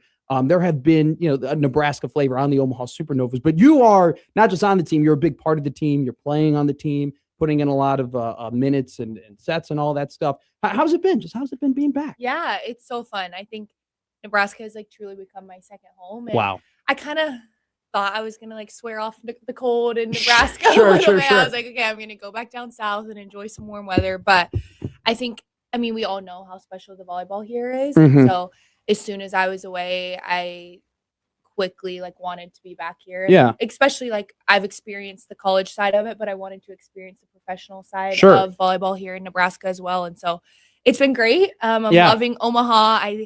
I think it's been so much fun, and I think just being able to explore, and I think that also helped a little bit. Sure. I wasn't necessarily coming right back to Lincoln, Yeah. so the change, even though it's super close, has been great. So I've been loving it. It's funny because, and I'm not trying to compare myself to you in any way, but we were, we talked about it off air, right? You're in Lincoln for 4 years. You experience as a college student. But then, going back there professionally, it's a little weird to be like, no, I'm an adult now. I'm not a college student anymore. So you've enjoyed, as an adult, it seems like you've enjoyed exploring Omaha and you like the city. Yeah, I do think being in Lincoln would be weird. Yeah. Just a little bit. But Omaha's been great. Yeah. Me and Layla are BFFs, and we run around together all the time and just try to explore. And there's so many little pockets and areas of Omaha that I'm we didn't even know that this existed. Sure. Because in college, we would pretty much come to the airport, and that was the extent of being in Omaha. Yeah. But so we've loved exploring, and just I feel like there's so many restaurants. There's so many good coffee shops. There so are. we've just been exploring and finding little fun things to do. That's great. And, I'm glad that you're on the show because, I think that you are the embodiment of a couple of things that we may look over a little bit in college sports, because what people you say this is your second home. And I kind of it's kind of crazy to think about. And you are a Nebraska volleyball great. People you are going to be remembered for a long time of what you did there. But people kind of forget you didn't start at Nebraska, right? You started at Florida. And, you're kind of the embodiment. I know we talk a lot about the transfer portal and NIL and in a negative connotation, but you are, your representation of it being a positive thing, right? Do you ever think about what your career would have looked like if you didn't have the portal, if you didn't have the option to go from Florida to Nebraska? Yeah, often. Yeah. Actually, probably a little bit too much. I think one, for sure, I would not be playing professionally. I would have finished my 4 years and been done.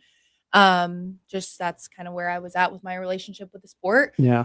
So that part, life is completely different. I would be working normal job, fine. Merritt Beason on LinkedIn. Yeah, literally being a professional athlete is such a blessing and such a unique experience. And so one, that would be a really big difference. And also two, I just think the relationships that I built throughout Nebraska, and also the growth that I had as an individual throughout the portal of taking a gamble on yourself. And that was something that was really scary for me first, originally going in the portal. And then you learn so much about yourself and what you want now that you're deciding on a college when you're not 15 and 16 years old. That whole process I grew a lot from. And then obviously Nebraska shaped me into who I am today. And so I just think of my personal development. I would be at such a different place in that area as well. So I'm very grateful for the transfer portal. That's for sure. Sure. And funny, you come here to Omaha, you're a part of the Supernovas, and then who comes right behind you?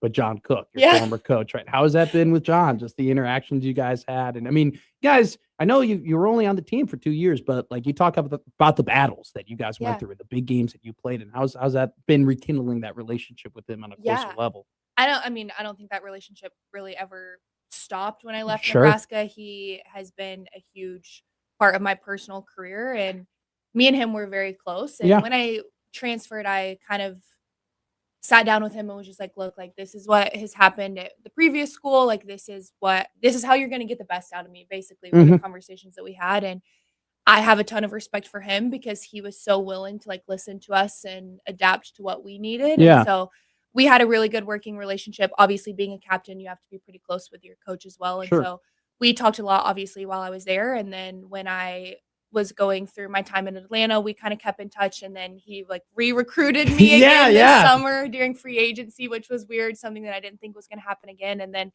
I mean, we check in a lot. I talked to him earlier this morning, and I think it's hard for him not to be coach anymore. Sometimes he'll be like, okay, Merritt, this is what I saw. And I'm like, okay, thanks, coach. But he's awesome. And I think just a great mentor for me, especially, I mean, now that I'm like halfway coaching as well on the side during the off season. I think there were a lot of moments that I was kind of like mimicking what he did and things that I learned from him. So he's a big mentor and a big figure in my life. Where were you coaching at in the offseason? My old high school. Okay. How's that? How's that experience? It was awesome.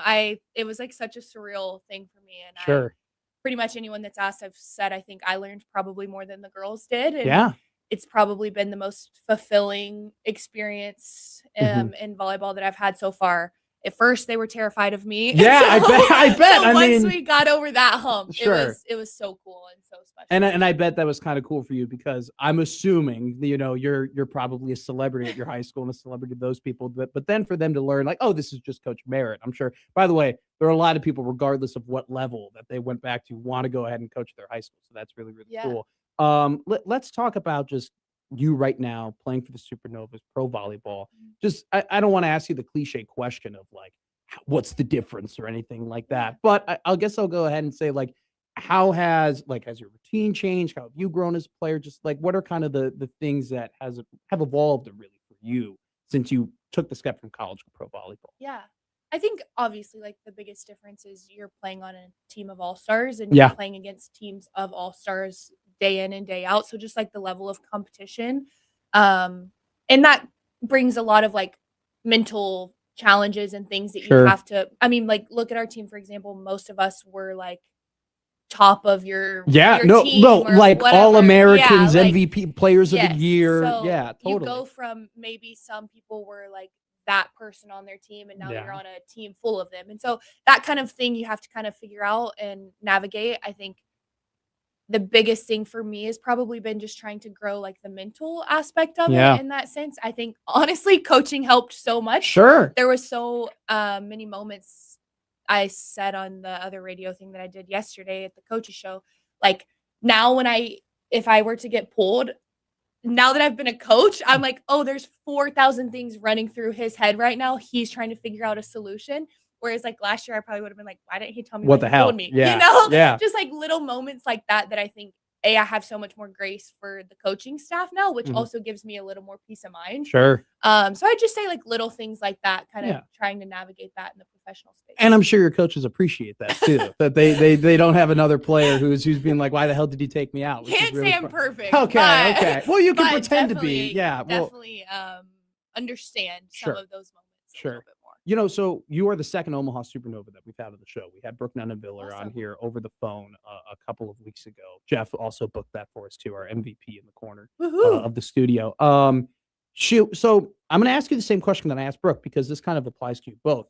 I think that like we've seen a boom, not just in volleyball, but in women's sports in general. And I think like a big factor for that has been social media and the fact that you guys not only have a following in terms of eyes, like on your games or eyes on TV, but you have a following off of that, right? And you know, you're an influencer and stuff like that. How has that been for you? How have you kind of taken that and allowed that to grow, not only you as your like individually, but also growing the sport? How important do you think that's been to volleyball that you guys can influence on the outside and not necessarily just on the court? Yeah.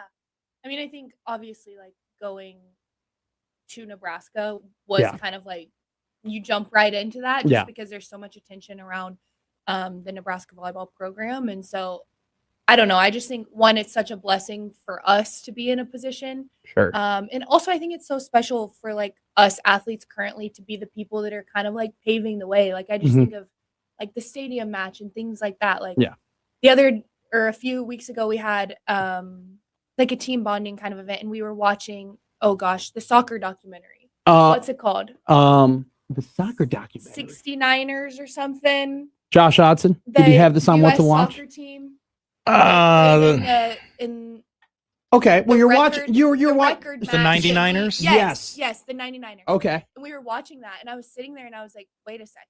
Like in 20 years, like kids are going to be watching our documentary." Yeah, absolutely. You know? Yeah, like, that's like crazy that, to think about. Crazy to think about how much growth is happening, and for the athletes that get to be a part of it, I think it's just such a blessing. But yeah, social media is huge, and I think, honestly, like the college game is kind of promoting that in a sense, which is only helping us. And then you have that, you get those girls in college, and then now they're bringing that over to the professional game. And so I don't know, it's so cool and just so cool. Your first year was the stadium match, correct? So tell me about that, because you walk in and you're like, this is a new team, you're getting to learn, the girls on your team, and it was a young team, and you were a captain and you hadn't even been there yet, right? And because there was a lot of freshmen, Andy was a freshman, Harper was a freshman, and then they go, okay, Merritt, like you got to be the captain of this team you don't know. Oh, and by the way, you're going to play in front of 96,000 people. Yeah. What was going through your head of is this normal? Is this what was? I guess I'm just I'm kind of spitballing here, but what was the transition for you from going from being a volleyball player at Florida, respected athlete, to you're a superstar now, and everybody knows who you are, and now you're playing in a football stadium of all places. Yeah. Well, when I was on my visit, actually, it was in the works. Okay. And coach had kind of just thrown it out there, and it was kind of okay, yeah, right. Like, how cool would that be? Yeah. You know? And then when things started actually happening and I was here, I don't know, as soon as you come to Nebraska and you're a volleyball player in Nebraska, it's a flip overnight. And it's one of the coolest things that this state celebrates female athletes as well as they do. That is so special and so hard to find and unique. That's not happening anywhere else. Maybe UConn and South Carolina basketball, I don't know. But other than those, it's pretty rare. Sure. And so I think it's just so cool. But I don't know. I think the coaching staff and the entire program is built around just culture and relationships and all that stuff that you could talk about for forever, that it's just your little family. And so I think that made it super easy for me, because I knew that girls on my team were going through the same thing, and, you know, going through all that pressure and all of that kind of stuff. And so just the culture that I think everyone in the history of Nebraska volleyball had built, players, staff, everyone, I think that made it very easy to kind of switch into that. Merritt Beason of the Omaha Supernovas, formerly of Nebraska volleyball as well. February 12th, so this Thursday, pink out game against the Dallas Pulse. How excited are you for that? I mean, you guys are getting great crowds. I mean, there's a ton of people coming every week. Yeah, it's been super fun. I think we obviously are pretty familiar with Dallas and Orlando. Yep, we played them last week as well, and they were two great games and big battles. And the league's been so fun this year. It's so back and forth, and everyone's beating everyone, and you never really know what to expect on any given night. And so it's been super fun. Every game's truly been a battle. So we're excited for this weekend as well. Thank you so much for coming on. This is a fun little silly show, but we always appreciate it. We can get on some big time guests. So thank you so much for coming on. Great talking to you. Thank you for telling us your story. Welcome back to Nebraska. Welcome back to Omaha. Enjoy it. We are going to wrap up the show here. After that, a big bang to end this Wednesday edition of Middays with Matt. Coming up next on Sportsmanlike Conduct and the Crossover here on 1620 The Zone.